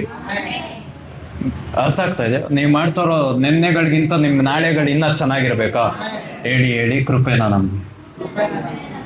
ಪೌಲ್ ಕೇಳ್ತಾರೆ, ದೇವ್ರೇ ಒಂದ್ಸಲಿ ಅಲ್ಲ, 2 ಸಲ ಅಲ್ಲ, 3 ಸಲ ನಿನ್ನ ಹತ್ರ ಕೇಳಿದ್ದೀನಿ. ಹೇಳಿ, ಒಂದ್ಸಲಿ ಅಲ್ಲ. ಶಬ್ದವಾಗಿ ಸೈಲೆಂಟ್ ಆಗಿರ್ಬೇಕು ಪ್ಲೀಸ್, ಬೇರೆಯವ್ರಿಗೆ ಡಿಸ್ಟರ್ಬ್ ಆಗುತ್ತೆ. ಸುಮ್ಮನೆ ಇರಿಸಿ. ಏನ್ ಹೇಳ್ತಾ ಇದೆ? ಒಂದ್ಸಲಿ ಅಲ್ಲ ಹೇಳಿ, ಒಂದ್ಸಲಿ ಅಲ್ಲ, 2 ಸಲ ಅಲ್ಲ, 3 ಸಲಿ. ಪೌಲ್ ಏನ್ನ ಕೇಳ್ತಾರೆ ಅಂದ್ರೆ, ದಯವಿಟ್ಟು ನನ್ನಿಂದ ಈ ಒಂದು ಮುಳ್ಳನ್ನ ತೆಗಿ ಅಂತ ಕೇಳ್ತಾರೆ. ಅಂದ್ರೆ ನನ್ನಿಂದ ಈ ಒಂದು ಬಲಹೀನತೆಯನ್ನು ತೆಗೆದಿ, ನನ್ನಿಂದ ಈ ಒಂದು ಕೊರತೆಯನ್ನು ತೆಗಿ, ನನ್ನಿಂದ ಈ ಒಂದು ಮಿಸ್ಟೇಕ್ ಮಾಡ್ತಾ ಇರೋದನ್ನ ತೆಗಿ, ನಾನು ಸರಿಯಾಗಿಲ್ಲ, ನನ್ನ ಲೈಫ್ನ ನಾನು ಹಾಳು ಮಾಡ್ಕೊಂಡಿದ್ದೀನಿ, ದಯವಿಟ್ಟು ಅದನ್ನ ತೆಗಿ ಅಂತ ಹೇಳುವಾಗ ದೇವರು ಅದಕ್ಕೆ ಉತ್ತರವಾಗಿ ಏನು ಕೊಟ್ಟರು? ನೆಕ್ಸ್ಟ್ ಏನ್ ಹೇಳ್ತಾರೆ? ನನ್ನ ಆಜ್ಞೆಯೇ ನಿನಗೆ ಸಾಕು ಅಂತ ಹೇಳಿದ್ರ? ಶಬ್ದವಾಗಿ ಹೇಳಿ, ನನ್ನ ಆಜ್ಞೆಯೇ ನಿನಗೆ ಸಾಕು, ಅದು ನಿನ್ನ ಬಲಹೀನತೆಯಲ್ಲಿ ಇನ್ನ ಬಲಪಡಿಸುತ್ತೆ ಅಂತ ಹೇಳಿದ್ರ? ನನ್ನ ಕೃಪೆ ಹೇಳಿ, ಶಬ್ದವಾಗಿ ಹೇಳಿ ನಿನಗೆ ಪಕ್ಕದಲ್ಲಿರೋರ್ಗೆ ಹೇಳಿ, ನಿನಗೆ ಬೇಕಾಗಿರೋದು ಕಾಸಲ್ಲ, ಕೃಪೆ. ಇನ್ನೊಬ್ರಿಗೆ ಹೇಳಿ, ನಿನಗೆ ಬೇಕಾಗಿರೋದು ಬೇರೆ ಏನೇನೋ ಅಲ್ಲ, ಕೃಪೆ ಬೇಕು. ಅದನ್ನ ಅರ್ಥ. ನಮಗೆ ಕ್ರಿಶ್ಚಿಯನ್ಗೆ ಪ್ರೋಟೀನ್ ಏನಂದ್ರೆ ಕೃಪೆ. ನಮಗೆ ನಗೋದಕ್ಕೆ ಕಾರಣ ಏನಂದ್ರೆ ದೇವ್ರ ಕೃಪೆ. ನಮಗೆ ಚೆನ್ನಾಗಿ ಬದುಕ್ತೀವಿ ಅಂತ ಒಂದು ನಿರೀಕ್ಷೆ ಇದೆ ಅಂದ್ರೆ ಅದು ಕೃಪೆ. ನಾವು ಅದ್ಭುತಗಳನ್ನ ಹೊಂದ್ಕೊತೀವಿ ಅಂದ್ರೆ ಅದಕ್ಕೆ ನಿರೀಕ್ಷೆಯಾಗಿ ಅದನ್ನ ನಂಬಕ್ಕೆ ಕಾರಣ ಏನಂದ್ರೆ ದೇವ್ರ ಕೃಪೆ. ನಾನಿವತ್ತು ಮತ್ತೆ ಹೇಳ್ತಾ ಇದ್ದೀನಿ, ದೇವ್ರಿಗೆ ನಿಮ್ಮ ಮೇಲೆ ಕೋಪ ಇಲ್ಲ. ಆಮೇಲೆ ಅವ್ರು ನಿಮ್ಮನ್ನ ನೋಡ್ತಾ ಇರುವಾಗೆಲ್ಲ ಮುತ್ತಿಡ್ತಾ ಇರ್ತಾರೆ. ಪಕ್ಕದಲ್ಲಿ ಹೇಳಿ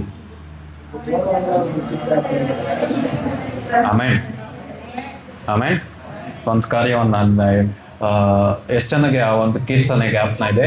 ಆತನ ಕೋಪವು ಕ್ಷಣ ಮಾತ್ರ. ಹೇಳಿ, ಕ್ಷಣ ಮಾತ್ರ. ಶಬ್ದವಾಗಿ ಹೇಳಿ, ಆತನ ಕೋಪವು ಕ್ಷಣ ಮಾತ್ರ, ಆದರೆ ಆತನ ಕೃಪೆಯು, ಹೇಳಿ, ಆದರೆ ಆತನ ಕೃಪೆಯು, ಶಬ್ದವಾಗಿ ಹೇಳಿ, ಆದರೆ ಆತನ ಕೃಪೆಯು ನಿರಂತರ, ಶಾಶ್ವತ. ಆಮೇಲೆ ಆಮೇಲೆ ದೇವ್ರು ನಿಮ್ಮನ್ನ ಜಾಸ್ತಿ ಪ್ರೀತಿ ಮಾಡ್ತಾರೆ. ನೀವು ಪ್ರಾರ್ಥನೆ ಮಾಡುವಾಗ ಕೇಳ್ತಾರ? ಕೇಳೇ ಕೇಳ್ತಾರೆ. ಹೇಳಿ, ಕೇಳ್ತಾರ ಅಲ್ಲ, ಕೇಳೇ ಕೇಳ್ತಾರೆ ಅಂತ ಹೇಳಿ. ಕೇಳ್ತಾರ ಅಲ್ಲ, ಕೇಳೇ ಕೇಳ್ತಾರೆ. ಅದ್ಭುತಗಳಾಗುತ್ತೆ ಅಂತ ನಂಬೋದಲ್ಲ, ಹಾಗೆ ಆಗ್ಬೇಕು. ಆಮೇಲೆ ನನ್ನ ಜೀವಿತ ಚೆನ್ನಾಗಿರುತ್ತೋ ಅದು ಆಪ್ಷನ್ ಅಲ್ಲ, ಚೆನ್ನಾಗಿರ್ಲೇಬೇಕು. ಆಮೇಲೆ ಯಾಕಂದ್ರೆ ಕೃಪೆಗೆ ಅಧೀನರು ನಾವು. ಹೇಳಿ, ದೇವರ ಒಳ್ಳೆತನಕ್ಕೆ ಅಧೀನರು ನಾವು. ಆಮೇಲೆ ಎಲ್ಲ ಹೇಳ್ತಾ ಇರ್ತಾರೆ, ಎತ್ತಲ್ಪಡೋ ಕಾಲ ಹತ್ರ ಆಗ್ತಾರೆ, ದೇವ್ರ ಕೈ ಬಿಟ್ಬಿಡ್ತಾರೆ ಅಂತ. ನೀವ್ ಹೇಳ್ಬೇಕು, ಕೈ ಬಿಡೋಕೆ ಚಾನ್ಸೇ ಇಲ್ಲ. ಫಸ್ಟ್ ಬೆಂಗಳೂರಿಗೆ ಬಂದ್ರೆ ನಾನೇ. ಅರ್ಥ ಆಗ್ತಾ ಇದೆಯಾ? ಕೈ ಬಿಡೋದು ಅದು ಇದು ನೆಗೆಟಿವ್ ಮಾತು ಇರಬಾರ್ದು. ಅದ್ರ ಬಗ್ಗೆ 1 ಸೆಕೆಂಡ್ ಯೋಚನೆ ಮಾಡಿ ನಮ್ಮ ಟೈಮ್ನ ವೇಸ್ಟ್ ಮಾಡಬಾರ್ದು. ಅರ್ಥ ಆಗ್ತಾ ಇದೆಯಾ? ಹೇಳಿ, ಪಕ್ಕದಲ್ಲಿ ಹೇಳಿ, ನೀನ್ ಚೆನ್ನಾಗಿರ್ತೀಯ, ಇರ್ತೀಯ ಅಲ್ಲ, ಚೆನ್ನಾಗಿರ್ತೇ ಇರ್ತೀನಿ, ಆಶೀರ್ವಾದವಾಗಿರ್ತೀಯ. ಕೇಳಿ, ಇರ್ತೀಯ ಅಲ್ಲ, ಇದ್ದೇ ಇರ್ತೀಯ. ಆಮೇಲೆ ನಿನ್ಗೆ ಈ ತಿಂಗಳು ಒಳ್ಳೇದ್ ರೀತಿಲಿ ಇರುತ್ತಾ ಅಲ್ಲ, ಇದ್ದೇ ಇರುತ್ತೆ. ಆಮೇಲೆ ಯಾಕೆ ಅಂದ್ರೆ ನಾವು ಕೃಪೆಗೆ ಅಧೀನರು. ಹೇಳಿ, ನಾವು ಕೃಪೆಗೆ ಬಾಧ್ಯರು, ನಾವು ಕೃಪೆಗೆ ಅಧೀನರು. ಜೀವ ಕೊಡುವ ಆತ್ಮನ ಒಂದು ಸೇವೆಗೆ ಅಧೀನರು ನಾವು. ಜೀವ ತೆಗೆಯೋ ಆತ್ಮದ ಒಂದು ಸೇವೆಯಲ್ಲಿಲ್ಲ. ಹಳೆ ಒಡಂಬಡಿಕೆಗೆ ಅಧೀನರಲ್ಲ, ಹೊಸ ಒಡಂಬಡಿಕೆಗೆ. ಎಷ್ಟು ಜನ ಹೇಳ್ತೀರಾ ನಾನು ಹೊಸ ಒಡಂಬಡಿಕೆ ನಂಬ್ತೀನಿ? ಹೇಳಿ, ನಾನು ಹೊಸ ಒಡಂಬಡಿಕೆನ ನಾನು ನಂಬ್ತೀನಿ. ಹೊಸ ಒಡಂಬಡಿಕೆಯ ಕೃಪೆಯನ್ನು ನಾನು ನಂಬ್ತೀನಿ. ದೇವರು ತಂದೆ ಆಗಿರೋದನ್ನ ನಾನು ನಂಬ್ತೀನಿ. ಅವ್ರಿಗೆ ನನ್ನ ಮೇಲೆ ಕೋಪ ಇಲ್ಲ ಅಂತ ನಾನು ನಂಬ್ತೀನಿ. ಅವ್ರು ನನ್ನ ತುಂಬಾ ಪ್ರೀತಿ ಮಾಡ್ತಾರೆ ಅಂತ ನಾನು ನಂಬ್ತೀನಿ. ಇನ್ಮೇಲೆ ನನ್ನನ್ನು ನಾನು ಪ್ರೀತಿ ಮಾಡ್ತೀನಿ. ಆಮೇಲೆ ಹೇಳಿ, ಇನ್ನೊಬ್ರಿಗೆ ಹೇಳಿ, ದೇವ್ರು ನಿನ್ನ ಪ್ರೀತಿ ಮಾಡ್ತಾರೆ. ನಿನ್ನೆ ಅದು ಮಾಡಿದೆ ಅಂದ್ರೆ ನಿನ್ನೆ ಅವ್ರಿಗೆ ಬೇಡ, ನೀನು ಬೇಕು ಅವ್ರಿಗೆ. ಆಮೇಲೆ ನಿಮ್ ಪಾಪಗಳು ದೇವ್ರಿಗೆ ಬೇಡ, ನೀವು ಬೇಕು ದೇವ್ರಿಗೆ. ನಿಮ್ ಮಿಸ್ಟೇಕ್ಗಳು ದೇವ್ರಿಗೆ ಬೇಡ, ನೀವು ಬೇಕು. ಆಮೇಲೆ ಎಷ್ಟು ಜನ ಹೇಳ್ತೀರಾ ಇವತ್ತು ನಾನು ಹೊಸ ಸೃಷ್ಟಿ ಆಗಿದ್ದೀನಿ? ನೆನ್ನೆದು ನೆನ್ನೆಗೆ ಹೋಯ್ತು. ಹೇಳಿ, ನೆನ್ನೆದು ನೆನ್ನೆಗೆ ಹೋಯ್ತು. ಇವತ್ತು ನಾನು ಇರೋದು ಹೊಸ ಒಂದು ಸೃಷ್ಟಿ. ಶಬ್ದವಾಗಿ ಹೇಳಿ, ಹೊಸ ಸೃಷ್ಟಿ ನಾನು. ಯಾಕೆ? ಅದಕ್ಕೆ ಕಾರಣ ಏನು ಅಂದ್ರೆ ದೇವರ ಕೃಪೆಯನ್ನು ನಾನು ನಂಬ್ತೀನಿ. ದೇವರ ಕೃಪೆಯ ಒಂದು ಹಸ್ತವನ್ನು ನಾನು ನಂಬ್ತೀನಿ. ದೇವರ ಕೃಪೆಯ ಒಂದು ಕಣ್ಗಳನ್ನ ನಾನು ನಂಬ್ತೀನಿ. ದೇವರ ಕೃಪೆಯ ಒಂದು ಸ್ವರೂಪ ಅಂತ ನಾನು ನಂಬ್ತೀನಿ. ಇದನ್ನೆಲ್ಲ ನಂಬುವ ಕಾರಣದಿಂದ ನಾನು ಒಂದು ಹೊಸ ಸೃಷ್ಟಿ. ನನಗೆ ನೆನ್ನೆಗಳಿಲ್ಲ ಅಂತ ಹೇಳಿ. ಶಬ್ದವಾಗಿ ಹೇಳಿ, ಸೈತಾನ ನೆನ್ನೆದ್ ಜ್ಞಾಪನ ಮಾಡಿದ್ರೆ ನೆನ್ನೆ ಇಲ್ಲ ನಾನು. ಆಮೇಲೆ ಹೇಳಿ, ನೆನ್ನೆ ಹಿಂಗ್ ಮಾಡ್ದಲ್ಲ ಅಂತ ನೀನ್ ಜ್ಞಾಪನ ಮಾಡಿದ್ರೆ ಅದ್ ನನಗೂ ಗೊತ್ತಿಲ್ಲ ಅಂತ ನೀವು ಹೇಳ್ಬೇಕು. ಆಮೇಲೆ ಹೇಳಿ, ಸೈತಾನ್ ನಮ್ದು ಪಾಸ್ಟ್ ಹೇಳುವಾಗ, ಹೌದಾ ಹಿಂಗಾಯ್ತಾ, ನಿನ್ಗೆ ಇನ್ನೊಂದು ಹೇಳ್ದ, ಫ್ಯೂಚರ್ನ ನಾನು ಹೇಳ್ದ ಅಂತ ಹೇಳ್ಬೇಕು ನೀವು. ಹೇಳಿ, ಸೈತಾನ್ ನನ್ನ ಪಾಸ್ಟ್ನ ಜ್ಞಾಪನ ಮಾಡಿದ್ರೆ ನಾನು ಅವನು ನನಗೆ ಸಹಾಯ ಮಾಡ್ತಾ ಇದ್ರೆ ನಾನು ಅವನಿಗೆ ಮಾಡ್ಬೇಕೀಗ. ಯಾಕಂದ್ರೆ ವೈರಿಗಳನ್ನ ಪ್ರೀತಿಸಿ ಅಂತ ಇದೆ. ಅವ್ನು ನನಗೆ ನೆನ್ನೆದು ಈಗ ಮರ್ತೋಗಿರೋದನ್ನ ಜ್ಞಾಪನ ಮಾಡಿದ್ರೆ ಅದು ಸಹಾಯ. ನೆನ್ನೆ ಹಿಂಗ್ ಮಾಡ್ದಲ್ಲೋ, ಅಲ್ಲಿ ಕದ್ದಲ್ಲೋ, ಇಲ್ಲಿ ಕದ್ದಲ್ಲೋ, ಅಲ್ಲಿದ್ದಲ್ಲೋ, ಇಲ್ಲಿದ್ದಲ್ಲೋ ಅಂತ ಜ್ಞಾಪನ ಮಾಡಿದ್ರೆ, ಹೌದು ಅದೆಲ್ಲ ಮರ್ತೋಯ್ತು ನನಗೆ, ನಿನ್ಗೆ ಇನ್ನೊಂದು ಜ್ಞಾಪನ ಮಾಡಲ, ಒಂದಿನ ನೀನು ಅಗ್ನಿಲ್ ಬೀಳ್ತೀಯ, ಬೀಳ್ತಾನೆ ಇರ್ತೀಯ ಹೇಳಿ, ಬೀಳ್ತಾನೆ ಇರ್ತೀಯ. ಇನ್ನೊಂದು ಏನು ಗೊತ್ತಾ ವಿಶೇಷ ಅಂತ ಹೇಳ್ಬೇಕು, ಏನು ಅಂತ ಅವ್ನು ಕೇಳಿದ್ರೆ ನಾವು ಯಾರು ಅದಲ್ಲಿರಲ್ಲ. ಎಂಜಾಯ್ ಯುವರ್ ರೈಡ್ ಅಂತ ಹೇಳ್ಬೇಕು. ಹ್ಯಾಪಿ ಜರ್ನಿ ಅಂತ ಹೇಳಿ ಕಳಿಸ್ಬೇಕು ಅವನು. ಆಮೇಲೆ ಎಷ್ಟು ಚೆನ್ನಾಗಿ ಅರ್ಥ ಆಗ್ತಾ ಇದೆ ನಾನು. ಆಮೇಲೆ ಕೃಪೆಗೆ ಅಧೀನರು ನೀವು. ಕೃಪೆನ ನಂಬಿ ಬದುಕಿ. ದೇವ್ರಿಗೆ ನಿಮ್ಮ ನೆನ್ನೆಗಳು ಬೇಡ, ನೀವು ಬೇಕು. ಆಮೇಲೆ ಇವತ್ತು ನಾವು ಕೃಪೆನ ನಂಬ್ಕೊಂಡು ಏನಾದರೂ ಇದ್ರೆ ನಾವು ಮರ್ತೋಗೋ ನೆನ್ನೆಗಳ ಮತ್ತೆ ಅದು ರೀಕ್ರಿಯೇಟ್ ಆಗಲ್ಲ. ಅಂದ್ರೆ ಮರ್ತೋಗೋ ಅಂತ ನೆನ್ನೆಗಳು ನಮ್ಮ ಜೀವಿತದಲ್ಲಿ ಇರಲ್ಲ. ಅರ್ಥ ಆಗ್ತಾ ಇಲ್ವಾ ನಾನು ಹೇಳ್ತಾ ಇರೋದು? ತಪ್ಪುಗಳನ್ನ ತುಂಬಿರೋ ನೆನ್ನೆಗಳು ನಮ್ಗಿರಲ್ಲ. ಅರ್ಥ ಆಗ್ತಾ ಇದೆಯಾ? ನಾವು ಇವತ್ತು ನಾವು ದೇವರ ಒಂದು ಕೃಪೆ ಒಂದು ನಂಬಿ ಬದುಕ್ತಾ ಇದ್ದೀವಿ ಅಂದ್ರೆ ನಾವು ಹಳೇದನ್ನ ಮರಿಬೇಕಾಗಿಲ್ಲ. ಯಾಕಂದ್ರೆ ಹಳೇದನ್ನ ನೋಡಿದ್ರೆ ದೇವ್ರ ಕೃಪೆ ಕಾಣುತ್ತೆ. ಹೊಸದನ್ನ ನೋಡಿದ್ರೆ ದೇವ್ರ ಕೃಪೆ ಕಾಣುತ್ತೆ. ಎಷ್ಟು ಚೆನ್ನಾಗಿ ಅರ್ಥ ಆಗ್ತಾ ಇದೆ ನನಗೆ. ಪಕ್ಕದಲ್ಲಿ ಹೇಳಿ, ನಿನ್ ಕೃಪೆಗೆ ಅಧೀನ. ರೆಸ್ಟೋರ್ ಮಾಡ್ತಾರ ದೇವರು, ಪುನರ್ಸ್ಥಾನ ಮಾಡ್ತಾರ. ಎಷ್ಟು ಜನ ಹೇಳ್ತೀರ ನನ್ನ ಮಾಡ್ತಾರೆ? ಆಮೇಲೆ ನನ್ನ ಮಾಡೇ ಮಾಡ್ತಾರೆ. ಮಾಡುವಾಗ ಇವನು ಹಿಂಗ್ ಮಾಡ್ದ, ಹಂಗ್ ಮಾಡ್ದ, ಹಿಂಗ್ ಮಾಡ್ದ, ಹಿಂಗ್ ಮಾಡ್ದ, ಹಿಂಗ್ ಮಾಡ್ದ, ಹಿಂಗ್ ಮಾಡ್ದ, ಹಿಂಗ್ ಮಾಡ್ದ, ಏನೂ ಜ್ಞಾಪನ ಇಲ್ಲ, ಮಾಡ್ತಾರೆ ಅಷ್ಟೇ. ಅರ್ಥ ಆಗ್ತಾ ಇದೆ? ಎಷ್ಟು ಚೆನ್ನಾಗಿ ಅರ್ಥ ಆಯ್ತು. ನಾವೆಲ್ಲ ಎದ್ದು ನಿಂತ್ಕೊಳ್ಳೋಣ.